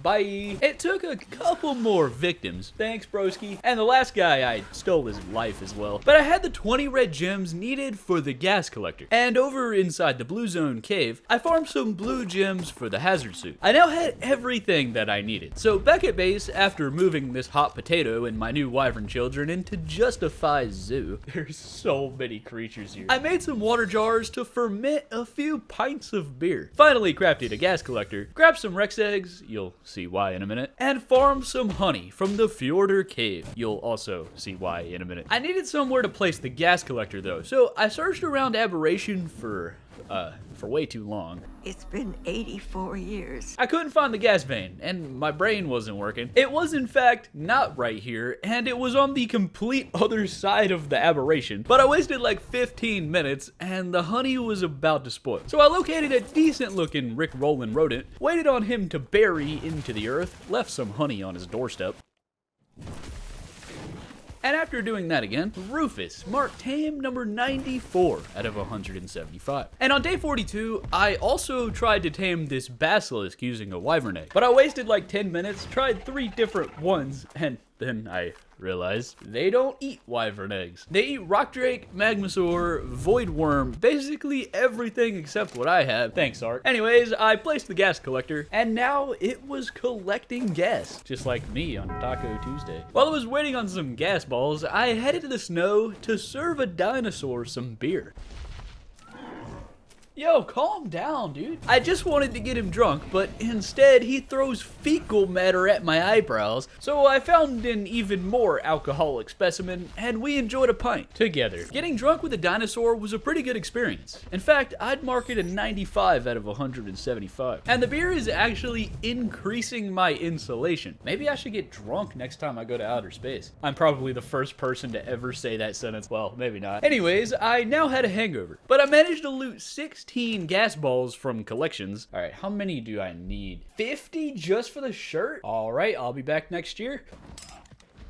In the meantime, I decided to shift my focus back to the bosses. The other two that I needed to take down Fenrir were Cheek's grandfather of the Dinopithecus King, which requires these artifacts, and someone's brain, skin, fingernails, and a tablespoon of poison, and the Crystal Wyvern Queen, who requires these artifacts. They picked the worst caves possible, man. I need to do both snow caves, the swamp cave, the hard underwater cave, and some other stuff. So I grabbed a bunch of supplies, made some more bug repellent, and set out. On the way to the swamp cave, I sprayed myself with repellent, put on a ghillie suit, and snuck up to this samurai. He likes deathworm horns, so I forcibly shoved one down his throat, marking tame number 96 out of 175. And the next stop was the swamp cave. I put on my oxygen mask and headed inside. But I forgot that you actually need the full scuba suit to not be poisoned to death. Yes, you need scuba flippers to be able to breathe. 10 out of 10 realism. And since I have a slight dislike for death, I had to leave for now. My next stop on the road trip was taming a hairy otter for the 38th time, and the actual next stop was the small ice cave for the artifact of the Skylord. As I entered the cave, I tried to summon Cheeks in the center, but his cheeks were too fat. That's thick. My entire plan was foiled, but I decided to continue on anyways. And luckily there wasn't much in here. And the spiders that were, I managed to kite them all out to Dracula. The main way to get to the artifact was blocked by bats, but luckily I had my grapples on me from earlier, so I took a shortcut. Why are there no bats here? The artifact of the Skylord was secure, but I actually needed 2 of these. So I waited for 10 minutes trying to figure out why the grapple wouldn't detach from my torso. You're supposed to just be able to crouch and it goes away, but it was like glitched where I had to use the keyboard and not the controller. And here's your opportunity, those of you that roast me every single video for playing on controller. I'm sorry, I didn't see you there. I was too busy blocking out the haters. Anyways, the artifact finally respawned. So I grabbed one for myself, gave one to Hairy Otter Jr. because they're the only creatures that can carry artifacts. And then this happened. Oh my, that crystal is a murderer. So yeah, that happened. I ended off day 43 by visiting the Taco Bell bathroom. 137 gas balls, how divine. It was now day 44 and I headed to the upper south cave for the artifact of the pack. Because the snow, the underwater, and the swamp cave are pretty terrible, but at least this one isn't too bad. But when I made it to the ramp down, Cheeks was once again too fat. So I did something kind of crazy. Just watch. Oh, I missed. No, Cheeks, help me, dude. Come here. I should not be alive right now. I was reunited with my Cheeks, but then he got stun locked by some flying hoodlums. But eventually, the area was clear. And after heading down to the bridge and involuntarily reading some lore about Donald Trump, I put on some ghillie, sprayed some bug begone, and snuck up to this gentleman. Those are some nice legs you got there. Dora the Arthropleura marks tame number 97 out of 175. And after exterminating 3 generations of swimming degenerates, I used my final grapple to skip this entire cave. Grabbed the artifact, and headed home. My artifact supply was looking pretty solid, and with my newfound gas balls, it was time to enter the red zone. So I made a pit stop at Lost Island to farm some crystal, visited the bee cave to farm some organic polymer, and finally a bit of fiber. I was now looking very hazardous. Bro looks like he's ready to clean a bathroom. As I entered the red cave, I summoned Jimmy's least favorite son. And what happened next? Well, oh, Jimmy takes radiation. Get away from me, bro. Please, somebody help. I managed to get back to the entrance somehow, where Jimmy's least favorite son was safe from the radiation.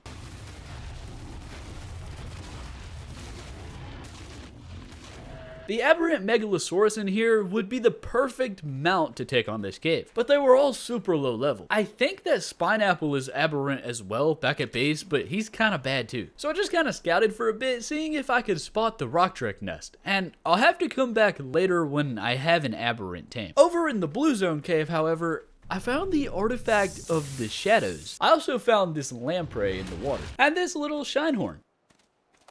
marking tames number 98 and 99 out of 175. Before leaving Aberration, I farmed some mushrooms and looted my Taco Bell bathroom, because back at base, I made a cooking pot and cooked up a solution, literally. This mushroom stew will protect my Rexes from radiation. Well, at least for 5 minutes. When I arrived at the cave, I forced Jimmy to eat his vegetables. I mean, mushrooms. And now, immune from radiation, little Jimpathy began to cause chaos.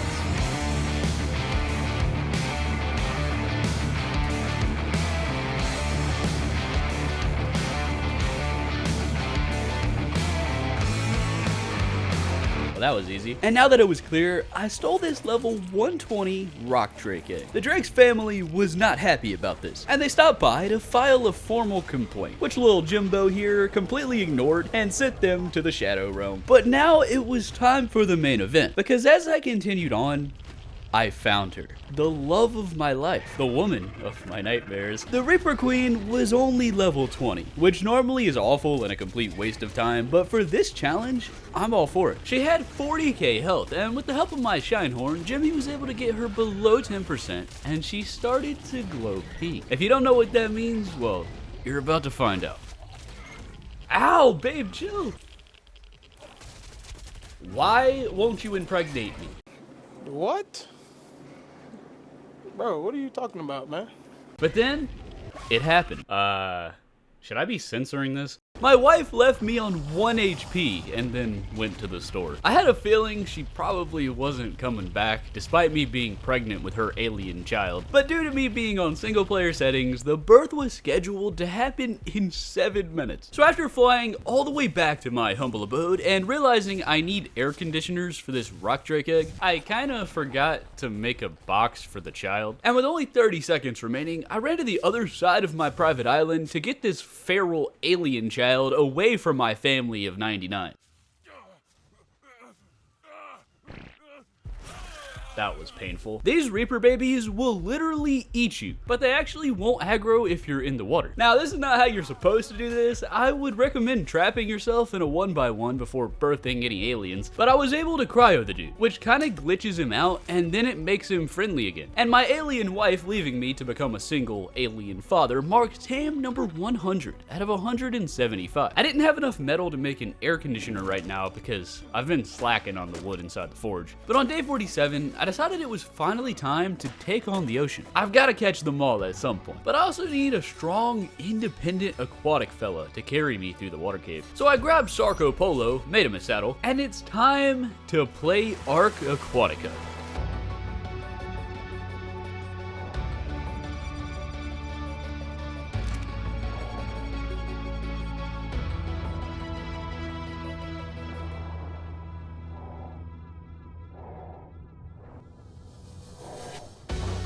Fred, 101. Carl, 102. C Scorpion, 103. Jeff, 104. Ammonite Tentacle Dude, 105. Emily, 106. Lead Sickneys, aka my biggest hater, 107. Dunkledore, 108. Electroshock Connoisseur, 109. Squidward Tentacle, 110 out of 175.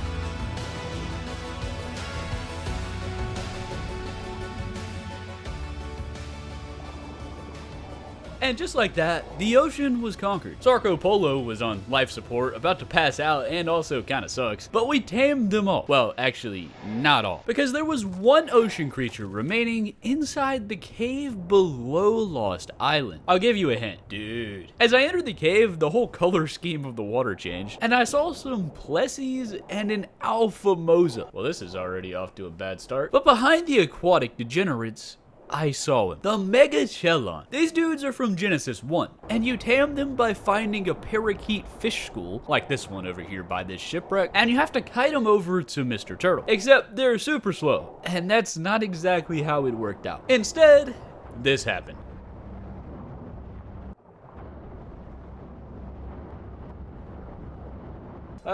Jimmy?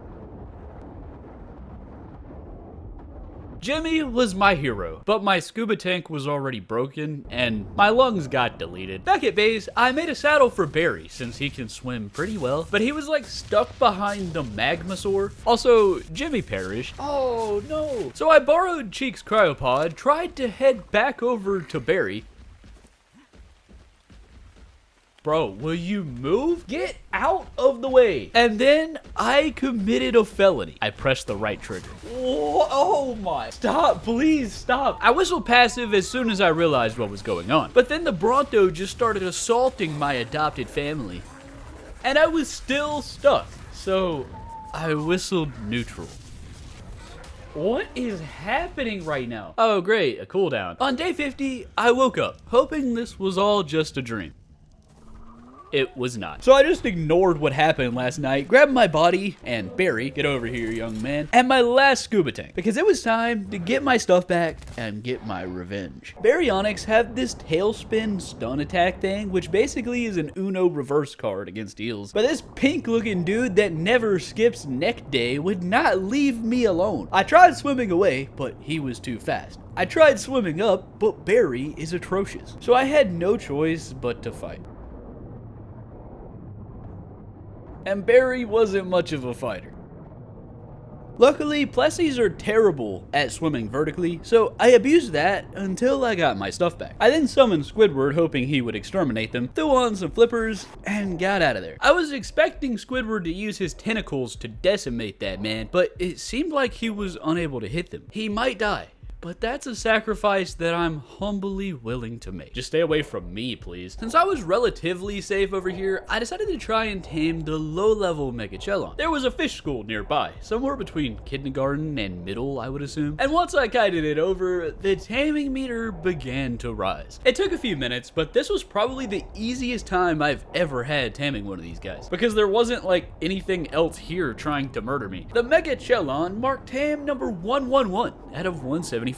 And Parakeet Fish High School over here, which is actually invincible, but as you can see by the trail of little deceased fish dudes, I at least caused some of their demise. So that'll mark tame 112 out of 175. And you may be seeing me at 112 on day 50 thinking that I'm doing great. There's no way Juztify can fail, right? Well, trust me, I'll find a way. Jokes aside though, at this point in the run, I was very worried. All of the easy stuff was done, but there were so many tames left that could take over a day each.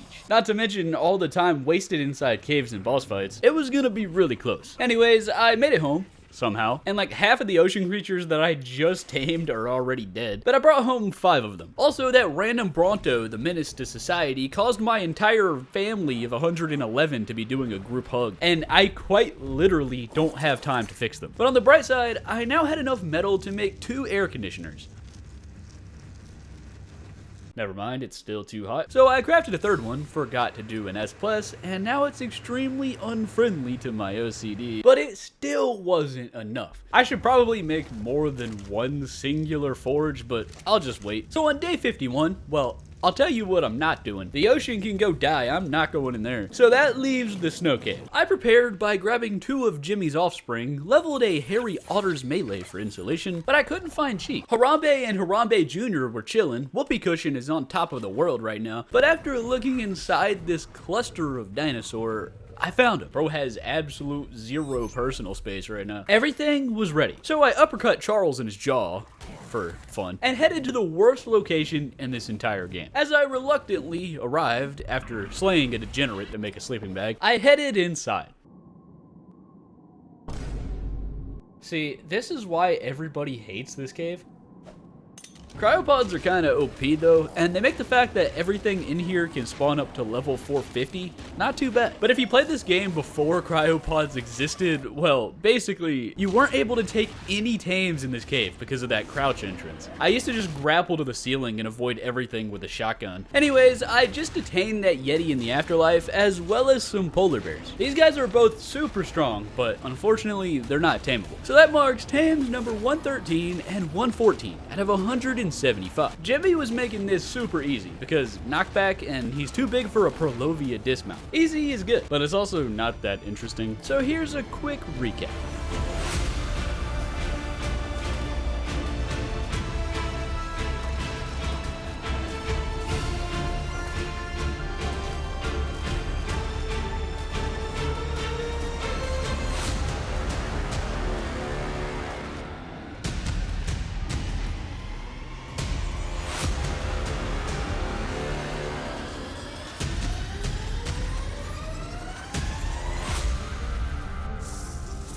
And just like that, the artifact of the strong had been secured. 2 of them, actually. What kind of tomfoolery is going on down there? It was now day 52, and that was pretty easy. If you watched me do this on 0 times rates or as a level 1, it was a whole different story.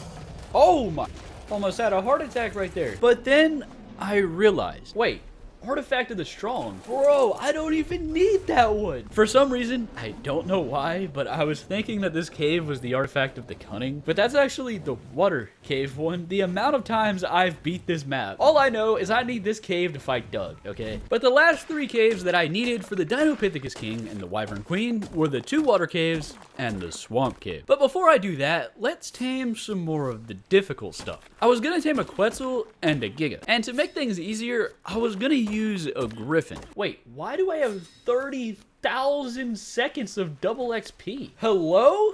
If you guys saw what I did for that, please let me know. Anyways, I arrived at the Griffin nest, and after finding an artifact of chaos, I noticed that there were only 2 Griffins here, and both were level 16. I really wanted a higher level, but it should be alright. So I set up the trap, located a Peter Griffin, and launched a sleep potion into his ribcage.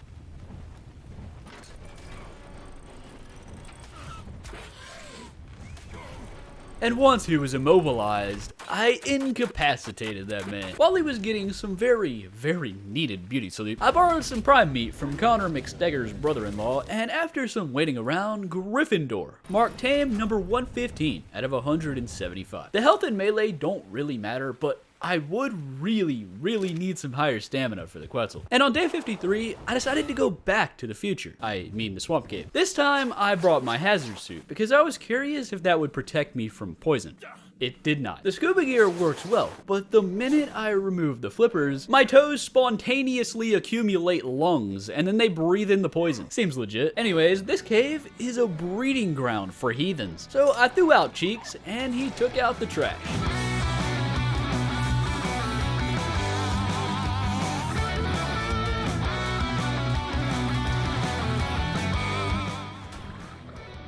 I arrived at the cavern, and after erasing the existence of some buffoons, the cavern was clear, except for this dude. I'm a snake. I was nowhere close to getting to the artifact, but if you go into the water that probably contains several strains of disease, and you shoot a grappling hook right into this hole, congratulations, you just skipped half of the cave, and half of the degenerates. On the way back, I stopped to visit this decrepit old man in the swamp. Greetings, boomer. And then when I turned around, a random artifact of growth was just chilling next to Dracula, more like artifact of decay. I wanted to tame this level 36 Quetzal, but Gryffindor still had the stamina of a chain smoker, so I decided to read him some lore.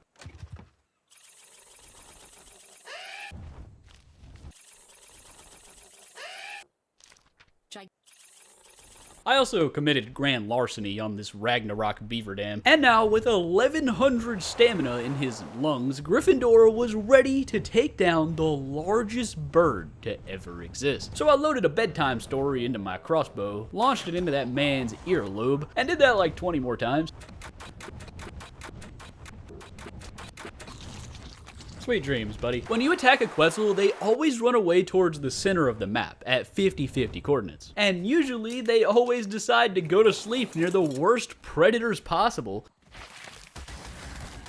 But what happened next? Well, it was a roller coaster. I needed to take out that Alpha Raptor, and Cheeks was absolutely destroying that mere mortal. But then Mr. Alpha Raptor decided to go Super Saiyan and start throwing approximately 83 punches per second, stun locking my Cheeks.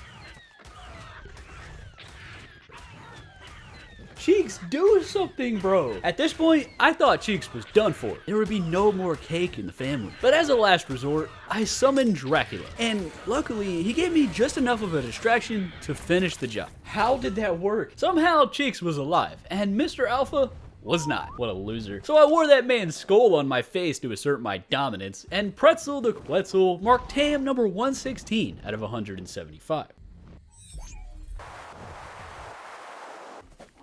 It was now day 54, and it was time to tame the king of ARK, the Giga. These guys take a ton of tranks and narcotics, so I tried to find Trike Wazowski. Yeah, I'm just gonna use Harambe.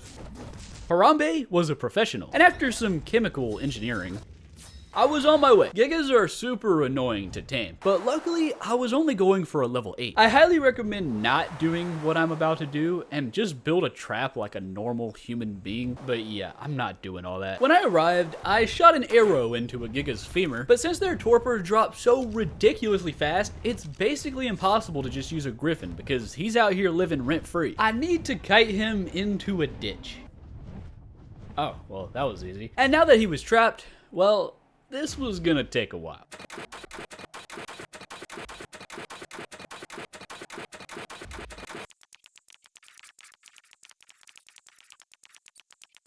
A 100 trank arrows later, he was out. And after farming Carnold for his very prime meat, the Giga was already about to wake up. 15k torpor in 30 seconds. So I lodged 50 entire buckets full of narcotics into his sinus cavity, and that kept him out just long enough for the tame. I decided to name him Chad because he's a Giga Chad. I mean, she is a Giga Chad.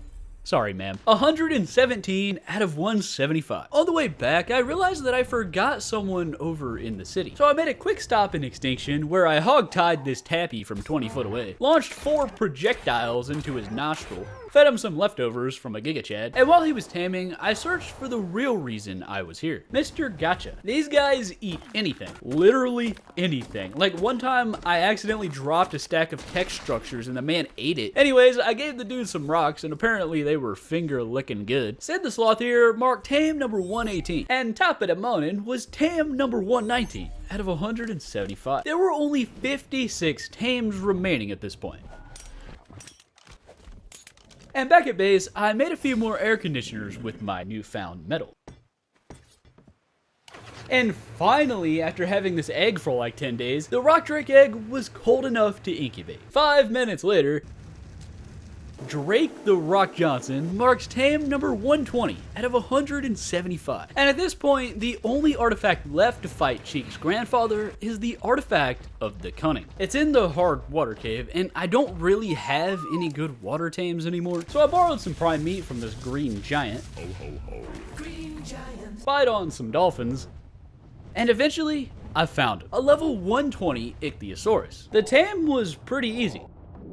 And after imprinting baby Drake the Rock Johnson, they grow up so fast. I geared up and set out for the East Water Cave.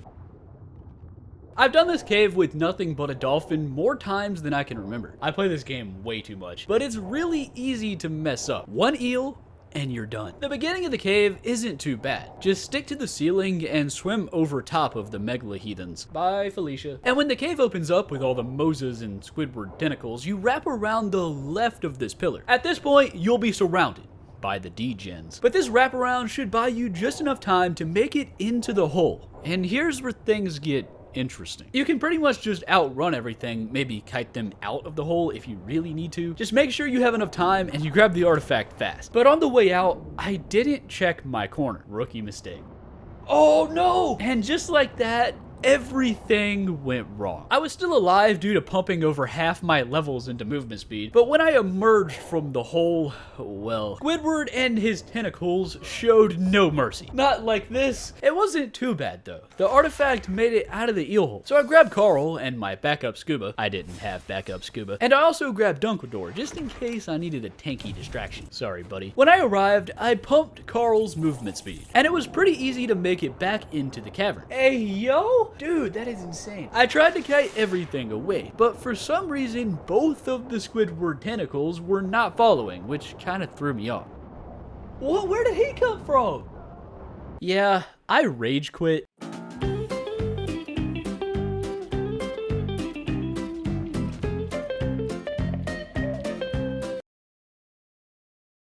And the next day when I logged in, I had to try again. Unfortunately. So I grabbed Jeff the Manta, made a new scuba because I still can't breathe underwater, and crafted a saddle for Jeff. I had 3 wyverns chilling on a rock at this point, but luckily mantas are pretty fast. And with all these levels that he gained by sitting in a box, I made him even faster. Things were looking pretty solid. until I realized how bad the dude is. He can't swim down. Dude, what is this? Their vertical movement is so bad that I had to swim in circles like 8 or 9 times just to get down to the cave. And once I was inside, I had to bang my head against the ceiling just to get into the tunnel. This could be a problem. Jeff is still super fast though, and I managed to kite everything into the back of the cave, avoiding electroshock therapy while doing circles around Mona Lisa until the Squidward tentacles finally joined the party. This was my chance. I made a beeline to my body, dismounted because Jeff is incapable of going upwards, grabbed my stuff, and it worked. Jeff is a goat. Well, he's a mana, but yeah. The artifact of the cunning has been secured. And after whistling my wyvern clan to follow me back to the zoo, I had all 4 artifacts to fight Cheek's grandfather. And when I checked the obelisk, all that was left for me to collect were some body parts. That sounded kind of psychotic.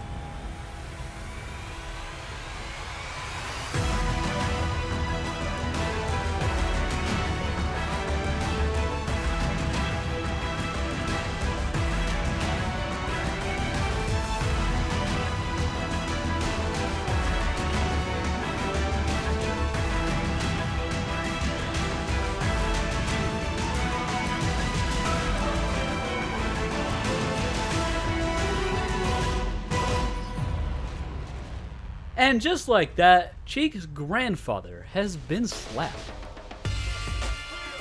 The downside is slightly less cake in the world, but with 2/3 of the boss trophies acquired, all that was left to fight Fenrir was the Crystal Wyvern Queen. But I still had 55 tames left as well, and there were a few caves that I haven't even explored yet. So I decided to go ahead and check one out. It was supposed to be at the 8080 coordinate on the map, but after grabbing Jeff and using my GPS, there's definitely not a cave here, and that was because the cave is actually inside the Genesis simulation, all the way back here behind the waterfall. Why is it so dark in here? There was nothing in here besides resources. But according to the wiki, it was supposed to spawn Desmodus, the giant bat thing from Fjorder. And since I was here, I decided to check out the wasteland. There were shadow mains here, of course, but also there was a summoner. These guys cannot be tamed, so I siphoned his alien blood, and he summoned a shield, preventing all damage. Fighting these guys on foot is not recommended, because they sit here summoning the whole mafia. So I waited on his shield to go away, siphoned some blood with Dracula, waited again, and Mr. Summoner marks tame number 121 out of 175. The other side over here had some featherlights, and it also had those OP Genesis supply drops and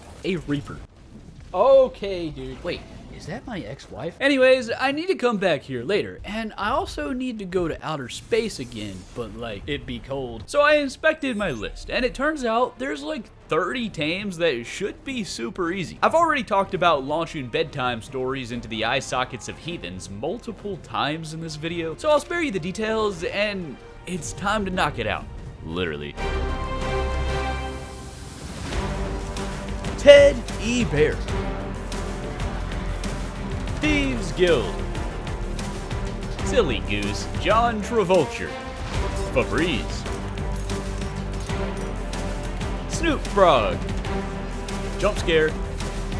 The Scum of the Earth. Spino from Wish. Robert Doe Drowney Jr.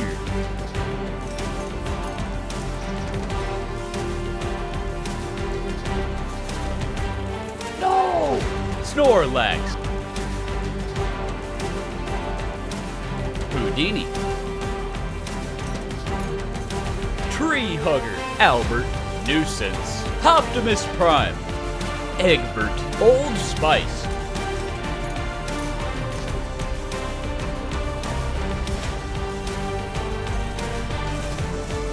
Geico, saving you 15% or more on car insurance.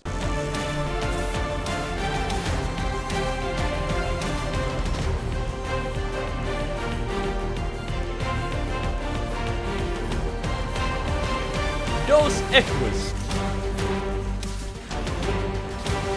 141 out of 175 creatures. We've come a long way, but we aren't done just yet.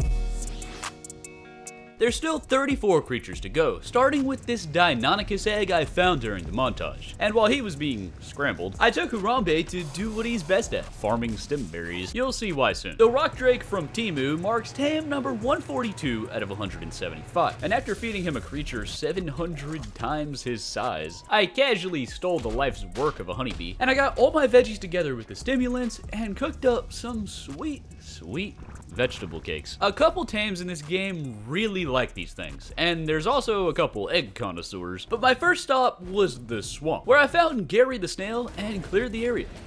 These snail dudes eat vegetable cakes, but I can't feed the dude because he's too busy cowering in fear inside that shell. Dare I say, he was shell-shocked. So I decided to come back in a bit, and my other target inside this wretched swamp was this Alaskan bullworm. I mean Titanoboa. These guys are passive tames, but why though? Using dinosaur eggs, which is why I brought some of Jimmy's unborn children along, but these dudes are super annoying. I've done this like twice before, and both times I wanted to self-delete. The dudes just simply won't eat the unborn Jimmies. And the only way I've seen to make it actually work is to knock them out, arrange the eggs in a circle like some sort of voodoo ritual around an unconscious snake man's body. Oh, and make sure you drop him from your inventory, not the dino. Anyways, when he wakes up, we'll have to hope that he's hungry for omelets. And while I was waiting, I headed back over to Mr. Shellshock, and he was beginning to come out of his shell. So I launched an arrow into his face. For some reason, veggie cakes weigh 6 pounds each. Like, that's so unrealistic. If that was true, fat people would have massive biceps. So I have my recording paused again, but Mr. Shellshock got eaten by an alligator. It was now day 67, and the Titanoboa was still sound asleep next to his breakfast. So I found another snail-like specimen, fed him some bodybuilder cake, and named him Gary. 143 out of 175. The Titanoboa was about to wake up as well, but once he did, I realized the eggs need to be fertilized, don't they? I left, and I headed to Aberration to tame a basilisk instead. I had 2 low-level rock drake eggs, and it took a minute and a whole lot of frustration. Dude, stop burying and come eat your lunch. But then I remembered you just have to make them actually bite you. Oh, right. Slytherin marks tame number 144 out of 175.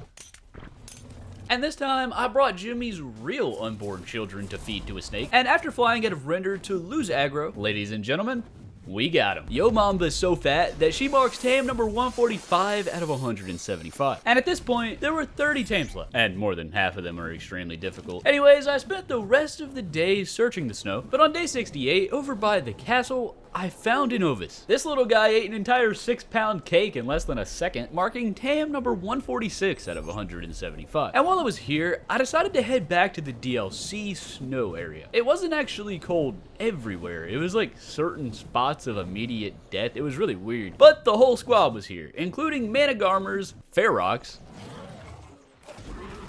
and a Margosaurus. And I know that this is an abysmal idea, but for some reason, I decided to try and knock out this Mano without a trap. Yes, I'm aware, I'm special, but to all my haters, it worked.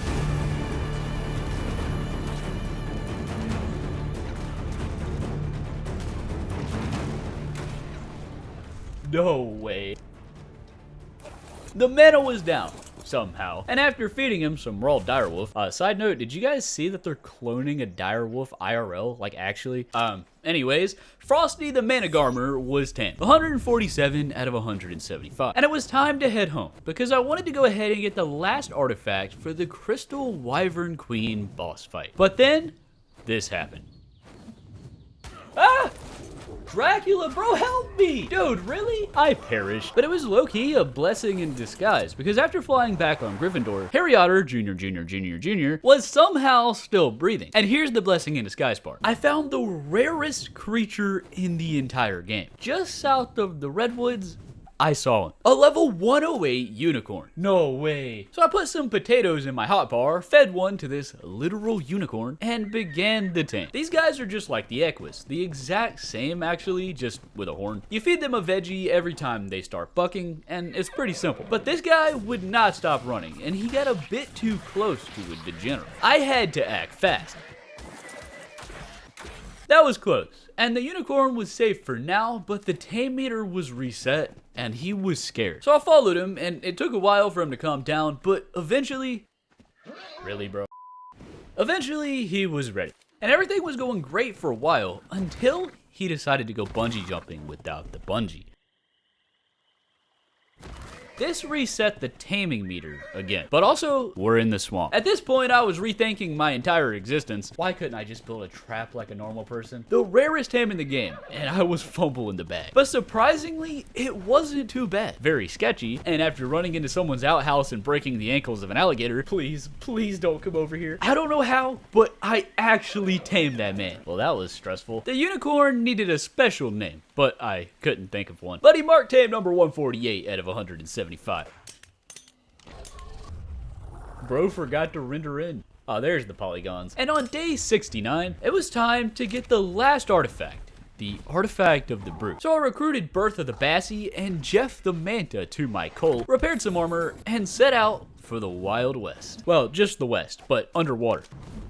Dracula, where are you going, bro? Get back here, young man. In this mod, apparently the Brute Cave is underneath Aberration. I was confused for a second there. Anyways, the reason I brought Bertha here is because the Bassies are immune to electroshock therapy. I should have named her Shock Absorber. Normally, this cave is full of them, but for some reason, this time was different, and not in a good way. Somebody help! Jeff's entire extended family was assaulting Bertha, and this random Megalodon was not making it any easier. This is so bad. I did manage to exterminate the Jeffreys, but with one shark remaining and Bertha's health below sea level, pun intended, I ran out of stamina. Oh, I'm dead. But somehow I wasn't, because Bertha's slow, out of breath hobble was still faster than that Ronald Megalodon here. And by some miracle, I managed to slowly limp my way out of the cave. That was close. And I spent the entire night of day 69 filling Bertha's esophagus and trachea with raw Jeffrey. On day 70, Bertha was as good as new, but after entering the cave and fending off some heathens, her health was already down to 3k. So I just took it slow, and I only killed what I needed and avoided the slow Megalodons. This worked pretty well until I came to the open cavern, where I swam up to avoid the giant Mosa, let Harry Otter get some oxygen at the top here, exterminated some eels using Bertha's eel repellent, and I found the artifact. But also, holy shark, there were millions of Megalodon. Okay, I was exaggerating a little bit. There were like 15, but I would prefer 0. So I made a Megalodon train like I was playing Black Ops 2 Zombies and guided them into Mosa Lisa's chambers. I had a little bit of time, so I rushed back over, stole thy artifact,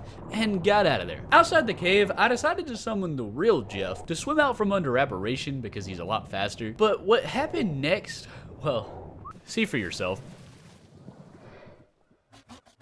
Oh,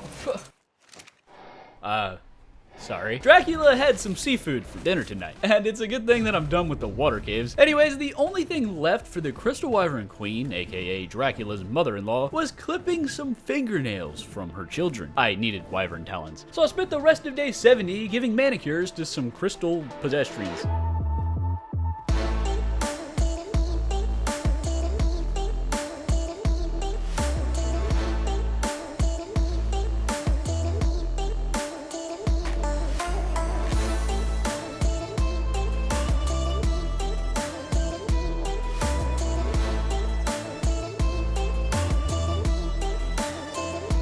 And on day 71, I found an Andrew Sarkis on the Fjorder Island. Imagine being in a board meeting for ARK and the developer is like, what should we name the new dinosaur? And some random middle manager says, I don't know, call him Andrew. Anyways, these guys love honey. And they also require you to brutally eviscerate their entire family. That should make them happy. Once you have Andrew alone and depressed, you put some honey in your hotbar and you throw it at his face from 10 foot away. And while he's distracted, indulging in a sugary snack, you jump on his back. Now, he's not gonna like this, so you gotta make sure you follow the cues and press the arrows right and left so he doesn't decide to murder you. It's kind of like playing Mario Kart, but with a heathen. And yeah, that's how you brainwash people named Andrew. 149 out of 175. And if your name is Andrew, well, next time somebody randomly starts kickboxing your brother, don't eat the honey. Okay, moving along. Back at base, I noticed that the Rhinio pheromone that Charizard but Blue has been holding onto only has 11 hours left before spoil, and I'll probably forget about that within the next 10 days, so I put Jimmy in a Pokeball since he's the only unimprinted Rex amongst his lineage, and I set out to find a female mosquito. Over on the backside of the swamp, there was a male Rhinio raining death upon the Phiomia population, but since I already had the pheromone, he was useless to me. I needed a female to impregnate Jimmy. Don't tell his lover. And it took a while, but over on the other side of the swamp, I saw her. Jimmy's soulmate. Bro, you're leaving her for that? So I summoned Jimmy on this rock and introduced him to his new soulmate. To tame a Rhinio, you have to get them below 10% health. And once I got her close enough and fed Jimmy a pheromone to make him more attractive to the opposite species, she encased him inside this yellow shell thing and ran away. And guess what that means? Jimmy is preggers. Unfortunately though, he's gonna be a single father. Well, he's actually gonna die in 5 minutes. And I can't cryo the guy in this state, so I just kind of waited around and fed him a little bit so he wouldn't starve. And 5 minutes later, it happened.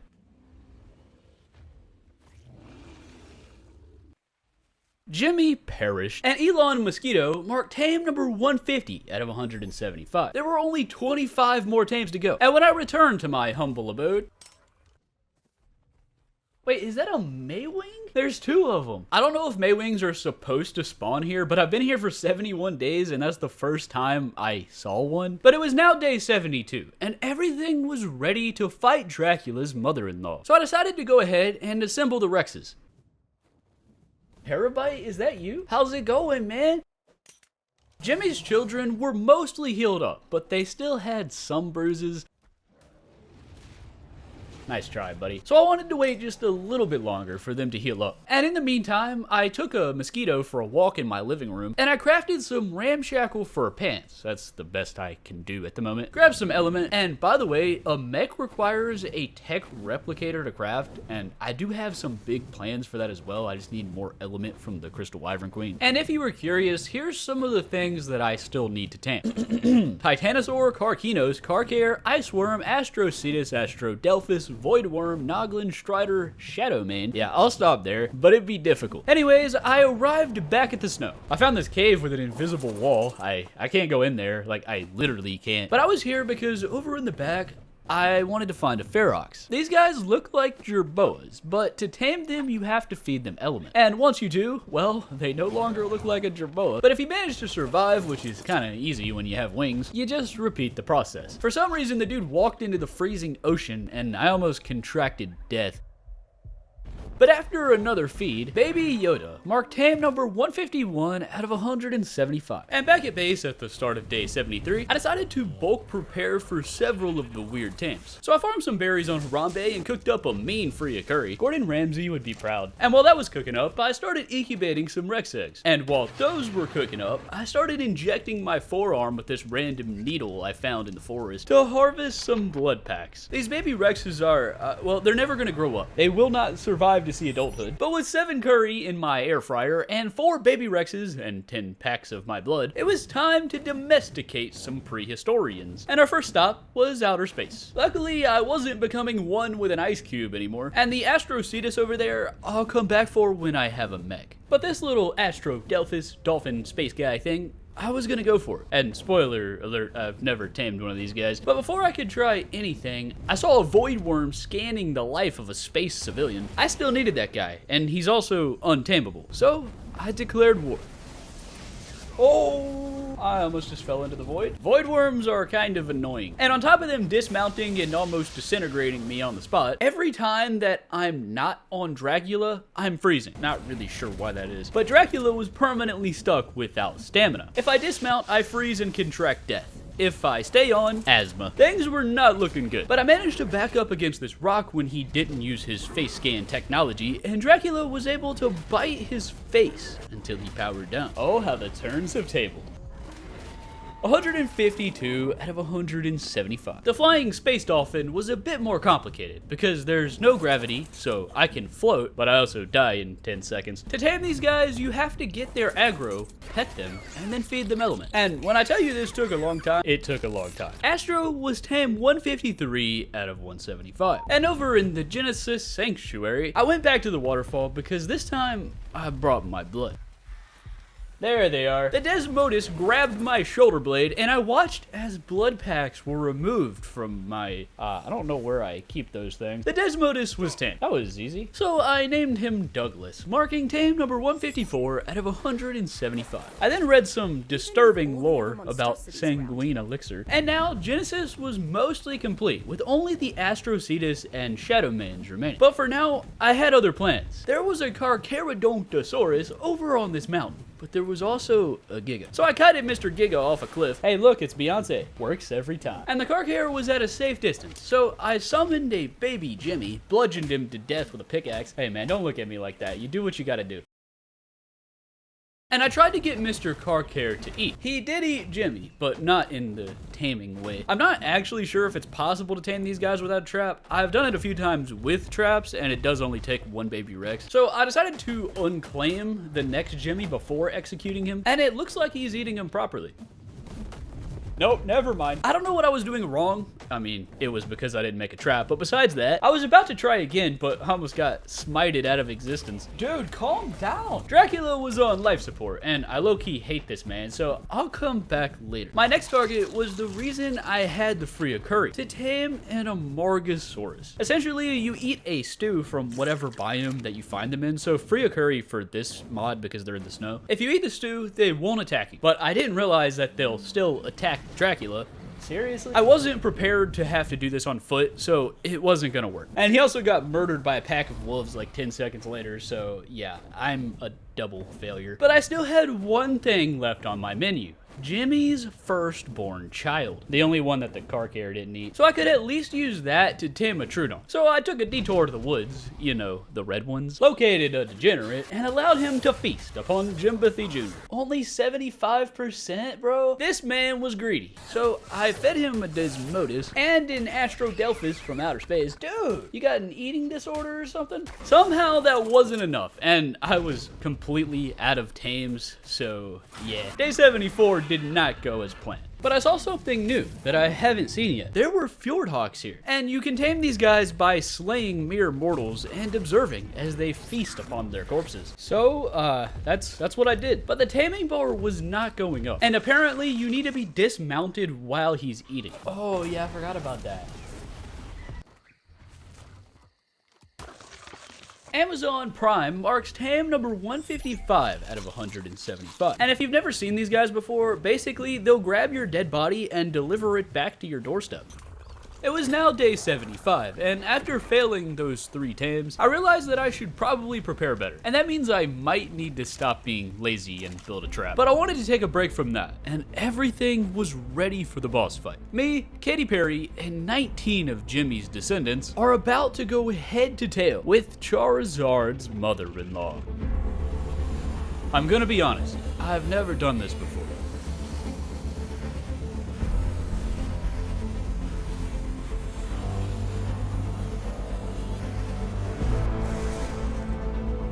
And I have no idea what I'm doing.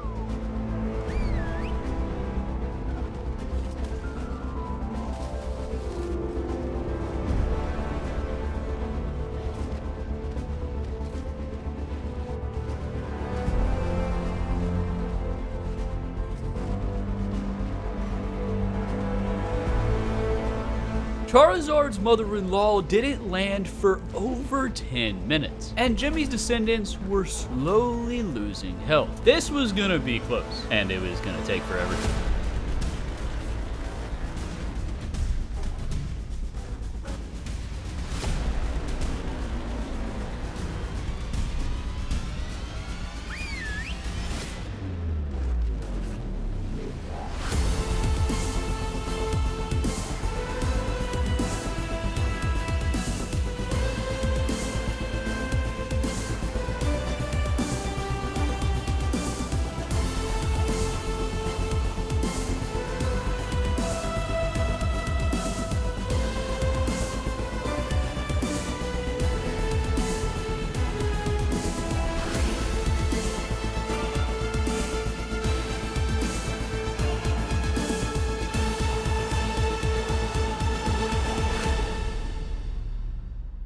And just like that, the Crystal Wyvern Queen has been dethroned. That fight took 40 minutes. And you might have noticed, but it like glitched out and I lost game sound halfway through, the same time when I got a random 30,000 second XP boost. Not to mention the thickest fog of all time. I think this map mod is a little glitchy. Anyways, that was the first time that I've ever fought her, and I've never messed with that boss on Crystal Isles before, but I'm assuming you're supposed to bring wyverns in here or something, because that man, I mean, woman never lands, bro. Anyways, I'm gonna stop ranting, but the Jimmies were all really low health. So I summoned their presence at the dinner table, raided a Bronto's fat stores for fun, and loaded up the trough. They have about 20 days to heal up, and I have about 23 days to tame 20 more creatures. So I blended some carrots and lemons into hardcore drugs in my mortar and pestle, grabbed a ghillie suit, and on day 77, I had 3 targets, and the first of which was a queen, and her residence is very hive-like. To check if a hive has a queen bee inside, you need to hit it and see if any drones spawn. So I did this multiple times, but something was wrong. I've destroyed 30 nests, and they were all empty. They were also like spawning in on top of each other, and I've never seen this before. But I did a dino wipe to fix it, and I did a hive wipe. You can actually like wipe all the beehives from the map. And while everything was respawning, I chopped down a mushroom to craft a fish basket using fungal wood. You'll see what that's for soon. But everything was respawning, and I located a new hive. See, now that's what's supposed to happen. The drone bees were attacking, but since the hive was like inside the tree, I wasn't able to feed her rare flowers, so I fed her death instead. And nearby in the redwoods, I found another hive, and upon further investigation, it was occupied. So I destroyed their entire home in 2 bites, got dismounted by a micro-degenerate, grappled up to Her Majesty, and forcefully made her eat her vegetables. The giant bee marks tame number 156 out of 175. And over in the water, I used my fish basket to imprison this felon for egregious crimes. I have 40 minutes until it spoils, but I needed 2 fish because I was about to tame a pescatarian, and he just so happens to live inside a spaceship. So on day 78, I scouted the Genesis Wasteland for some shadow mains. There were 3 of those guys here, and the lowest level was a 48. That should work with 2 fish baskets, but you can only tame these guys when they go to sleep. Basically, you pour a basket of fish on their face while they're in REM sleep, and boom,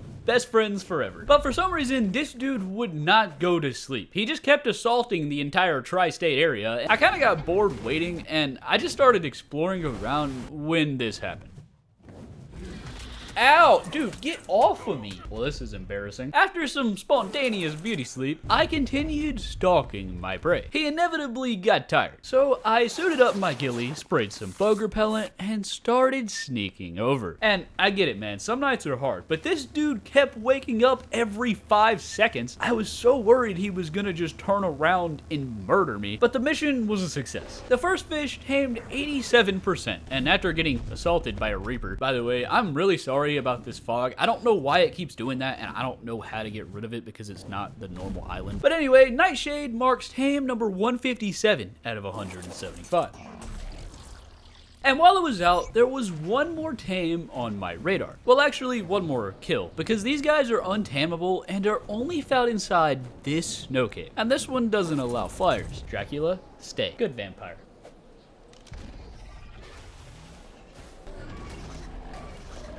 I'm not gonna lie, this cave was pretty intimidating. I came across a small area with a supply drop, but there were also mutilated dire bears and a blood trail. We're hunting the creature that did that? The next area had a poor soul that contracted death. And the cave split into like 5 different paths, which is kind of concerning. The cave also told me that the boss was available, but I was more concerned about getting lost. But it wasn't long before we found what we came for, because in the next cavern, I saw something in the snow. I went head to cheeks with an ice worm, and it was pretty easy.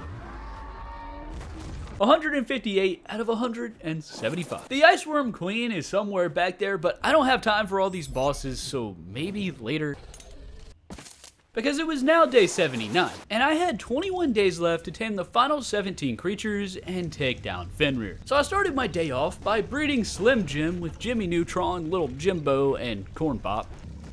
And after expanding the breeding bonanza to Jimmy the 4th, breeding with Jim Bob Jr., Jimmy's least favorite son, and Junior Jim, keeping it in the family, I see. 10 pregnancies, 7 air conditioners, and 12 cryopods later, I now had some food for a Troodon and a Karkare. But this time, I needed to make a trap. And I also needed more metal in general because I needed to make a tech rep soon for a mech. So I located Hulk Hogan within the giant pile of dinosaurs, and I spent the rest of day 79 becoming a humble metal farmer.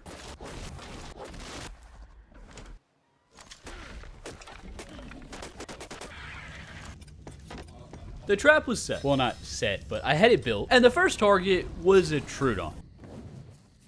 Oh, almost got jumped. I found a pack of my mortal enemy over on the beach, so I summoned a miniature Jimmy, smacked him in the eye socket with a pickaxe for approximately 29 times, and fed him to a heathen. The taming meter was over halfway, but he wanted one more little Jimmy. So I repeated the process, but the other Troodon ate little Jimbo, so I repeated the process. It didn't work, so I repeated the process. Why didn't that work? So I repeated the process. Okay, that made sense. Troodon marked him number 159 out of 175. And I've used over half of my baby Jim Bobs at this point because I don't know why. But I was hoping that I would still have enough for a Karkare. Unfortunately, it didn't matter though, because I searched for the entire day 80, and in terms of Karkares, we have no Karkares. So on day 81, I decided to try something different, you know, spice it up a bit. So I headed back to outer space, and I was told by the wiki that there's a cave here, all the way in the corner. Wait, is that ambergris? Oh, nice. I was also told by the wiki that I could only get ambergris inside the Fenrir arena, but now that I have it, I can tame a Strider. Anyways, that's not why I was here. I was here because inside this cave, all the way in the back, were some Noglins. Oh, and there's a crab here too. The word Noglin kinda sounds like noggin, and that's because his favorite food is free will. These dudes will literally eat your face, brainwash you, and take over your body. Yeah, it's just as insane as it sounds. On PvP, they can make you raid your own base. But what isn't insane is my intelligence, because I forgot to bring food for the guy. So I decided to go for a tech Strider in the sanctuary instead. And then I realized that I was confusing ambergris with mutagel, which is actually located inside the Fenrir arena, like I said. I think I need some sleep. Anyways, I headed back to base and grabbed a few of the larger tames. Because to tame a Noglin, you could use anything that was not bred and raised. It has to be like a fresh tame. The bigger the better. So when I arrived, I threw out 2 cryopods, and Mr. Mindflayer here brainwashed Frosty. That man started bouncing off the walls like he ate sugar for the first time, but the taming meter was rising. And after they brainwash the tame for 30 seconds, they dismount, and you get about 20% taming at most, so they can now pick their next victim, who just so happened to be Dave. But after Dave returned to his brain, this happened. Oh, what? This was not supposed to happen. But luckily I brought Steve so I didn't freeze to death. And I had to watch as Dracula's brainwashed corpse was used against me. It was awful. Anyways, it wasn't long before Mr. Mindflayer had his fun, and he ended up being brainwashed by me over there in the water. The turns have literally tabled. 160 out of 175. Unfortunately, I still couldn't find any Karkares around the usual mountain spawns, and there's not really a lot left at this point that I can do without preparation. So it was time to prepare. And in order to prepare, I needed some resources. Cue the epic grind montage. If I do it once, I do it again. Add it up, bankroll, euro, peso, add it up. I'm just doing me, everything is on me, oh you matter what. Add it up, bankroll, euro, peso, add it up. I'm just doing me, everything is on me, oh you matter what. No fault, I done doubled up on the workload. I think I fell in love with the bankroll. Pray up, get money, then we lay low. Add it up, bankroll.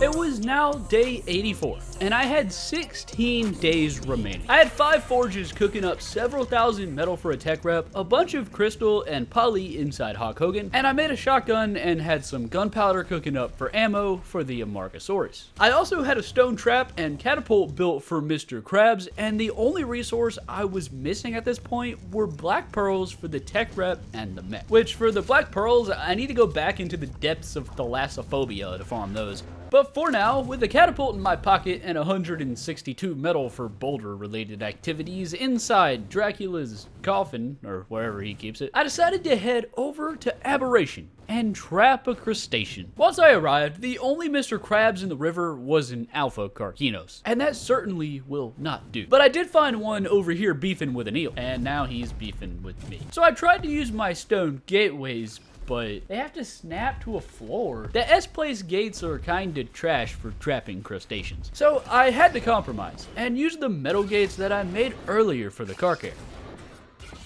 Wow, that works, I guess. My trap was so ugly that I can't really even see from here, so I expanded a bit. So I farmed some stone, stole some metal from Dracula's coffin, and crafted some giant rocks to fling at a crab.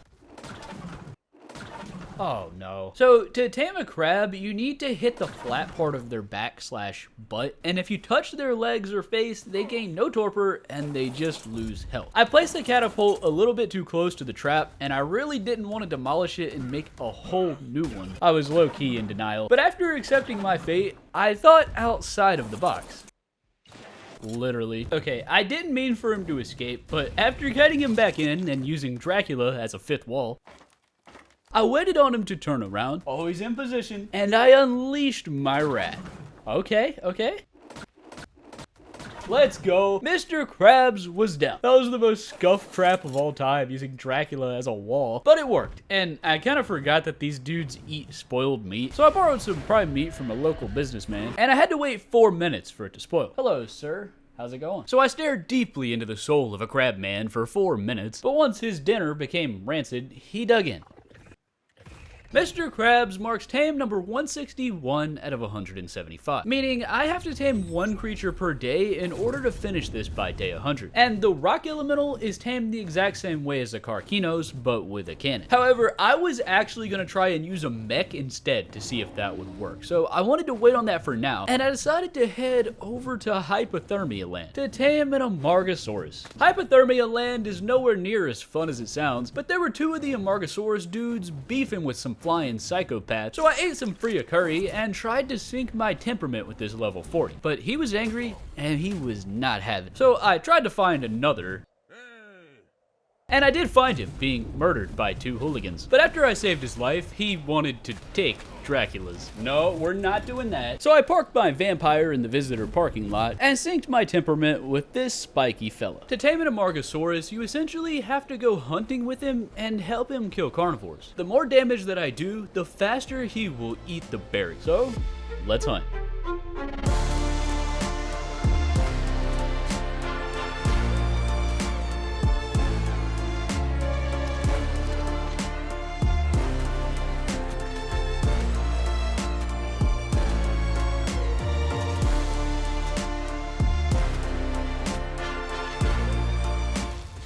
That almost went well. I just spent 20 minutes trying to tame that guy, and the issue is if I go too far away, I freeze to death in 3 seconds, and I'm also out of ammo, so yeah. I'll come back later. And by the way, there are a couple things listed as creatures that I don't know if I can find on this map. For example, the Bela spawn, which is a minion of the Bela boss fight, but the wiki for this map said they're in that mini boss cave from earlier. So I went back there, and yeah, there's 3 mini boss terminals now. These were not here before. I'm being gaslit. So I summoned Steve just in case and pressed Y. I needed an Alpha Raptor's fingernail and an Alpha Carno's arm. So on day 86, I took Metallica on an all expenses paid vacation to farm gunpowder. I wasted like 800 metal on 5 more gates because Mr. Krabs used my other ones, grabbed a Rex, and I set out for the ocean. It was time to get some black pearl. The rest of day 86 consisted of very riveting gameplay. Yeah, the ocean is peak content. Basically, I stalked a fish, failed an assassination attempt. That's a lot of damage. So I summoned Jimothy II, and I executed that man in front of all of his aquatic co-workers. I still needed about 30 more pearls though, so I used Bertha to track down some bottom feeders, smacked each and every one of them into the 4th dimension, and came out with just enough pearls for the tech replicator, and most importantly, the mech. These things weigh more than my future, bro. The pearls were so heavy that Dracula was crip walking, or crip flying. But when we arrived back at base on day 87, everything was ready for the tech rep. The metal was just uncooked. So I queued up the spark powder into gunpowder and placed each one of Jimmy's offspring into a Pokeball. They were mostly healed up at this point, and I wanted to make sure that I took down Bela. Spoiler alert, this is overkill. When I arrived at the cave and summoned my army of Jimmy's children, I went back out to grab the alpha tributes when I spotted a buffoon bullying Dracula. So I casually ended his life, and I brought the tributes into the cave of lag.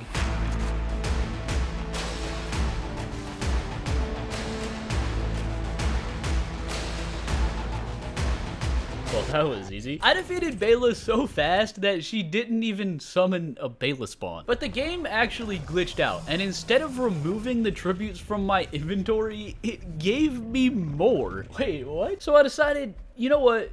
It's time for a do-over.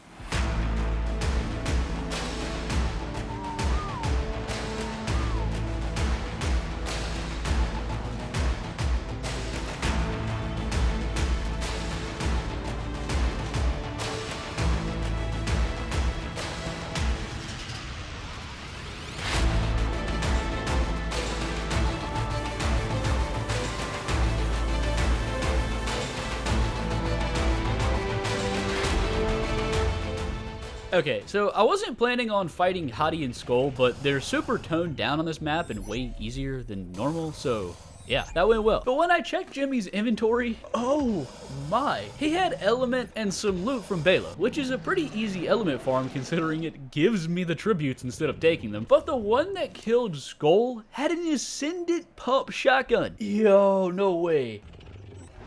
The loot was absolutely insane, and the Bela spawn marks TAM number 162, and the Rubble Bear from Steinbjorn marks TAM number 163 out of 175. I was kind of worried about that Steinbjorn guy because he messed me up on my Anki-only Fjorder run, but with only 12 days remaining for 12 entire TAMs, I needed to pick up the pace. So I crafted some more shells for my Ascendant Pump Shotty, repaired my fur, and I really hope I can just tame this dude already. The Amargasaurus has wasted so much of my time, and so has the Karkare, but I was determined to check both of these off my creature list, and I was determined to do it today. First up to the plate was the Amargasaurus, and this time there was only one of them here in the snow. He was a level 40, and he still wanted to break Dracula's kneecaps, so I parked my vampire 3 light years away in the froze zone, farmed some berries, and synced my temperament with a very spiky gentleman. Let's hunt.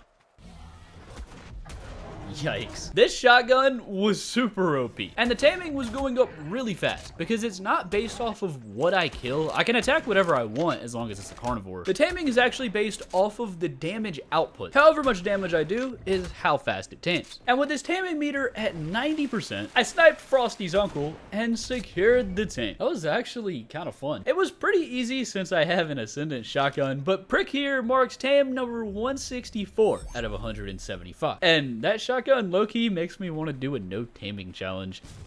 I'm actually about to run out of space in my base, which is kind of insane. But the reason I was back here is because I forgot to make a bear trap. But I was still planning on taming the Karkare today. Well, tomorrow. Because it was now day 89, and I found a level 20 Karkare on the mountain. Bro was trying to eat a rock for some reason. But it gave me just enough time to set up my trap.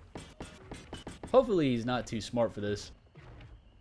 Never mind, I think we're good. Before engaging, I decided to turn this Anki into a sleeping bag. And it was now time, so I left Dracula on this rock. Come here, boy.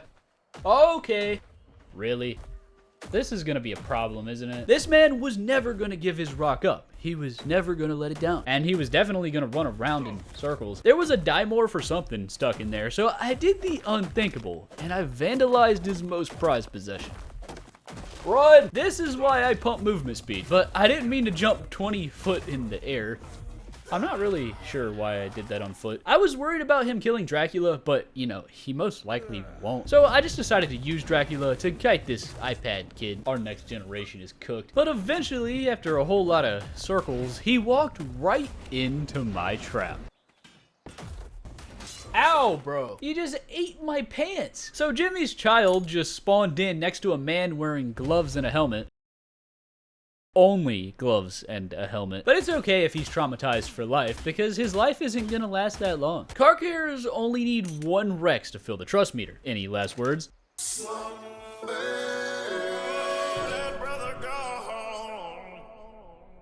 So I had my recording paused again because I love ruining the best parts of my video, but essentially I dragged Jimmy's spinal cord to the big fella. And once the car carrier has a full trust meter, you have about 10 minutes to eat all of your neighbors.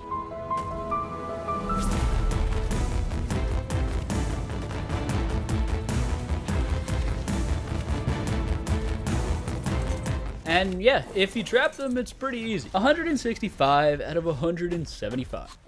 The forges were still running 24/7, but nowhere near fast enough. Because after I got everything together into the fabricator, I only had 2,500 ingots, and I needed another 3k more. So I emancipated this parasaur from its meaningless existence, restocked some wood, gave the parasaur a new purpose in life. But since the metal is still cooking, I had to put the mech on the back burner, and I shifted my focus to 5 different creatures that I probably should mention. The rock elemental, the rubble golem, the phoenix, nameless, and a turkey. These guys don't actually spawn on the map. According to the wiki, Phoenix are the only creature in the game that don't spawn on this map. And rock elementals are technically inside the Manticore fight, but those are untamable. And nameless, well, they weren't inside the red cave, so yeah. And turkeys, well, that's a Thanksgiving event, but they're still listed on Dododex's creature list, which is what I was going by. Minus the turkey and the phoenix, I was fully expecting to find a rock ellie, rubble golem, and nameless on this map. But I'm still gonna complete this challenge, and there's a whole lot to do after these 4 creatures, so don't worry. But when you see these 4 guys existing, just know it was magic.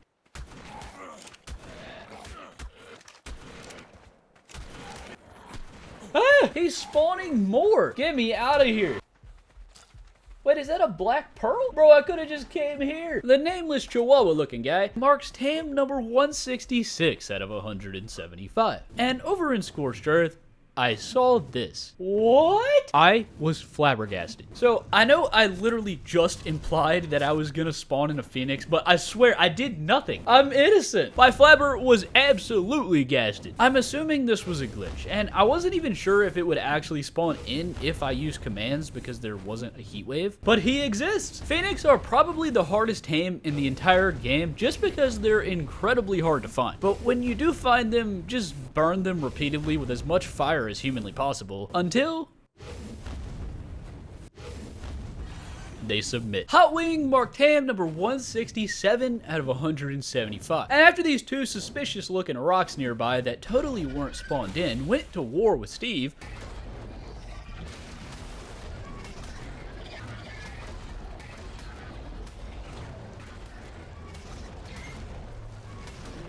the Rubble Golem was TAM number 168 out of 175. I'll be back to tame his big brother later. There's another one. Apparently the wiki was lying through its teeth. But anyways,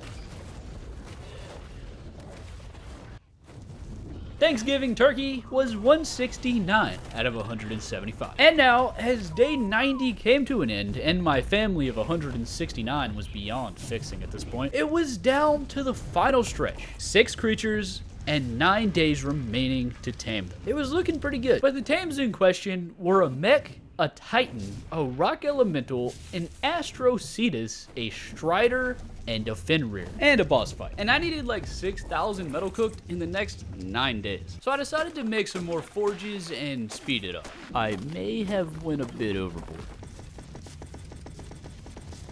Yeah, just a tad bit overboard, but I can't do anything at all until the metal is cooked. So I kind of went AFK for 2 hours.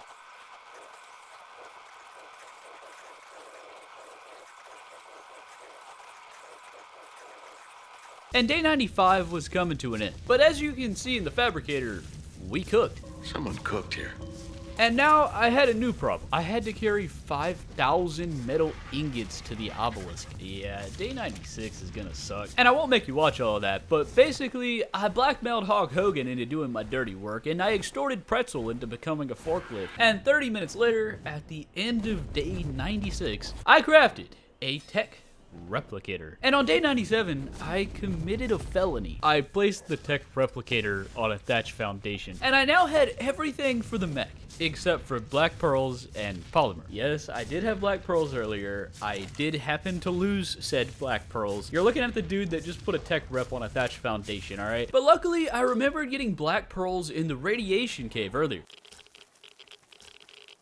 And I may have forgot to wear gloves. I almost perished that day, but we made it out. And I'm not sure if this classifies as drunk flying, but after deforesting the home of several thousand honeybees, I bought one of those new Tesla robots. McDonald's was tame number 170 out of 175. And I used that man to wake up Dwayne "The Rock" Johnson by tapping him on his boulder blade, mounted the siege cannon, and lined up a shot. Oh, one shot? Dwayne "The Rock" Johnson was down, so I fed him some smaller rocks to tame. Is this considered cannibalism? As you can see, mechs can basically knock out anything that requires a cannon, but it's not always a good idea, and I'll talk more about that later, because right now, time was of the essence, and I needed to act fast. Mechs will make solo Titan tames much more doable, but you still have to hit headshots every time for it to count. And if you're not careful, these Titans, they'll ruin your life. I had to make sure that McDonald's lived to see another day. His job's not over yet.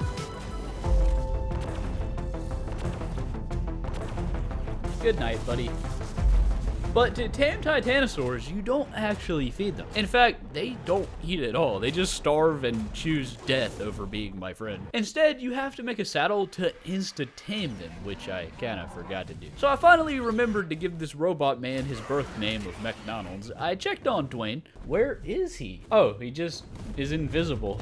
Fair enough. Bro was gonna take a while. And I'm not really sure if I have that kind of time, but I also have other priorities right now, so hopefully that goes well. Holy inflation. Bro, do they have tariffs here too? It's a good thing I went overboard on those forges. So I cooked for 5 entire days and made 20 forges, but somehow I still owed over 600 metal, 200 hide, and like 1400 cementing paste to the Titanosaur saddle gods. So I became a beaver. And I headed to the Northeast River, where this mod has the Ragnarok-style beaver dams. These boys are living large up in here. It was now day 99. There was 1 day remaining, and half of the metal was cooked. But I had no time to waste. So I set out for outer space, where I met someone named Wingnut65. How's it going, dude? And I used a robot named McDonald's to launch rockets at a magical flying space whale. That was a normal everyday sentence. Charizard, no, dude, stop. Stop. Charizard almost visited the underworld, but there was a level 20 Astrocetus nearby. So I maneuvered McDonald's into position. This might take a while. Lined up a good angle, and I'm supposed to hit the head, aren't I? Why am I like this? I had one singular cannon shell left. I'm hoping it only takes one. But if I miss, with that Titan saddle taking all my metal, I don't think I'll have time to smelt more. The entire video is riding on this last shot. Yes! Moby Glitch was down, and I almost was as well. Oh, no, no, no, no, no. Oh, that could have been bad. But I then realized I have no idea where Charizard is. That man's probably off being mind controlled into playing space bingo with a noggin or something. But it turns out he was actually doing the cha-cha slide with a robot armadillo. Get over here. But then after being harassed by a drone, like trying to swat a fly, dude, stay still. I used Charizard to harvest this other whale that I decimated for prime meat, got my revenge, and landed on top of a gargantuan. Moby Glitch marks tame number 171 out of 175. But then, this happened. Oh no, oh no, no, no. Gravity, help! I literally had 9 health. But apparently, I didn't bring any more cryopods. And day 99 was already halfway over. I didn't have time to raise a space whale today. So I just abandoned him in outer space 2 minutes after adoption. Bye, nerd. And after collabing with some generous hide donors and smacking a plant that gave me fiber, I finally had everything and enough metal for the Titanosaur platform settle. By the way, I should probably mention now that using a mech to knock these things out, it will destroy the taming effectiveness. So if you're okay with that, it's pretty great. But otherwise, if you're looking for a good tame on a Rock Ellie or a Titan or whatever, you should probably just use a hover skiff with a cannon or something, or make a trap. But anyways, the Titan named Kyle marked tame number 172 out of 175. And since I can't cryopod the dude because of his severe largeness, I whistled aggressive next to a car carrier. Alright kids, have fun. And back over in the desert, the rock was still taming and still invisible. I would normally use sulfur to speed this guy up, but I don't know where it spawns on this map. And it was now day 100, so while the rock ate his fruity pebbles, I grabbed the heads of my 3 mortal enemies that I keep in my refrigerator, gathered a battalion of Jimmy's offspring, loaded my shotgun, and it was now time to take on the one and only Fenrir Sulfur. One last fight. I was definitely over-prepared, but I couldn't help being a bit worried. Fenrir can kill me off the back of Katy Perry, no matter how strong my Rexes are. I have to be careful.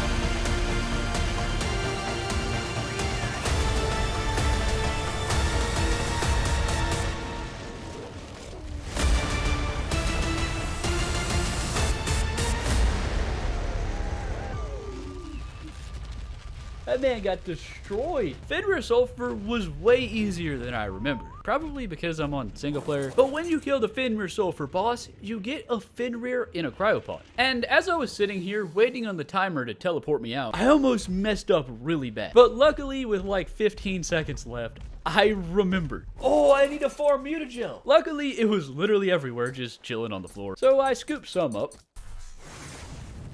And once I arrived back at my humble abode, I summoned this wolf from Ohio. 173 out of 175.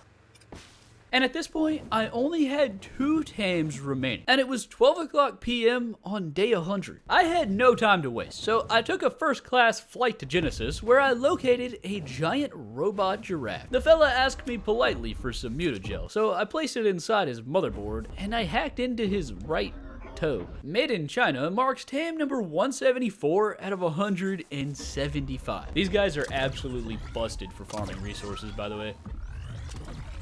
And the last tame was Dwayne The Rock Johnson, but over in the desert, that man was still only at 50%. I was running out of time fast, and I needed this man to finish fast. So I farmed some sand, some cactus sap, and made a mortar and pestle. And I used the mortar and pestle to make some clay. This is the best I can do since I don't have any sulfur, and I really hope that it's enough.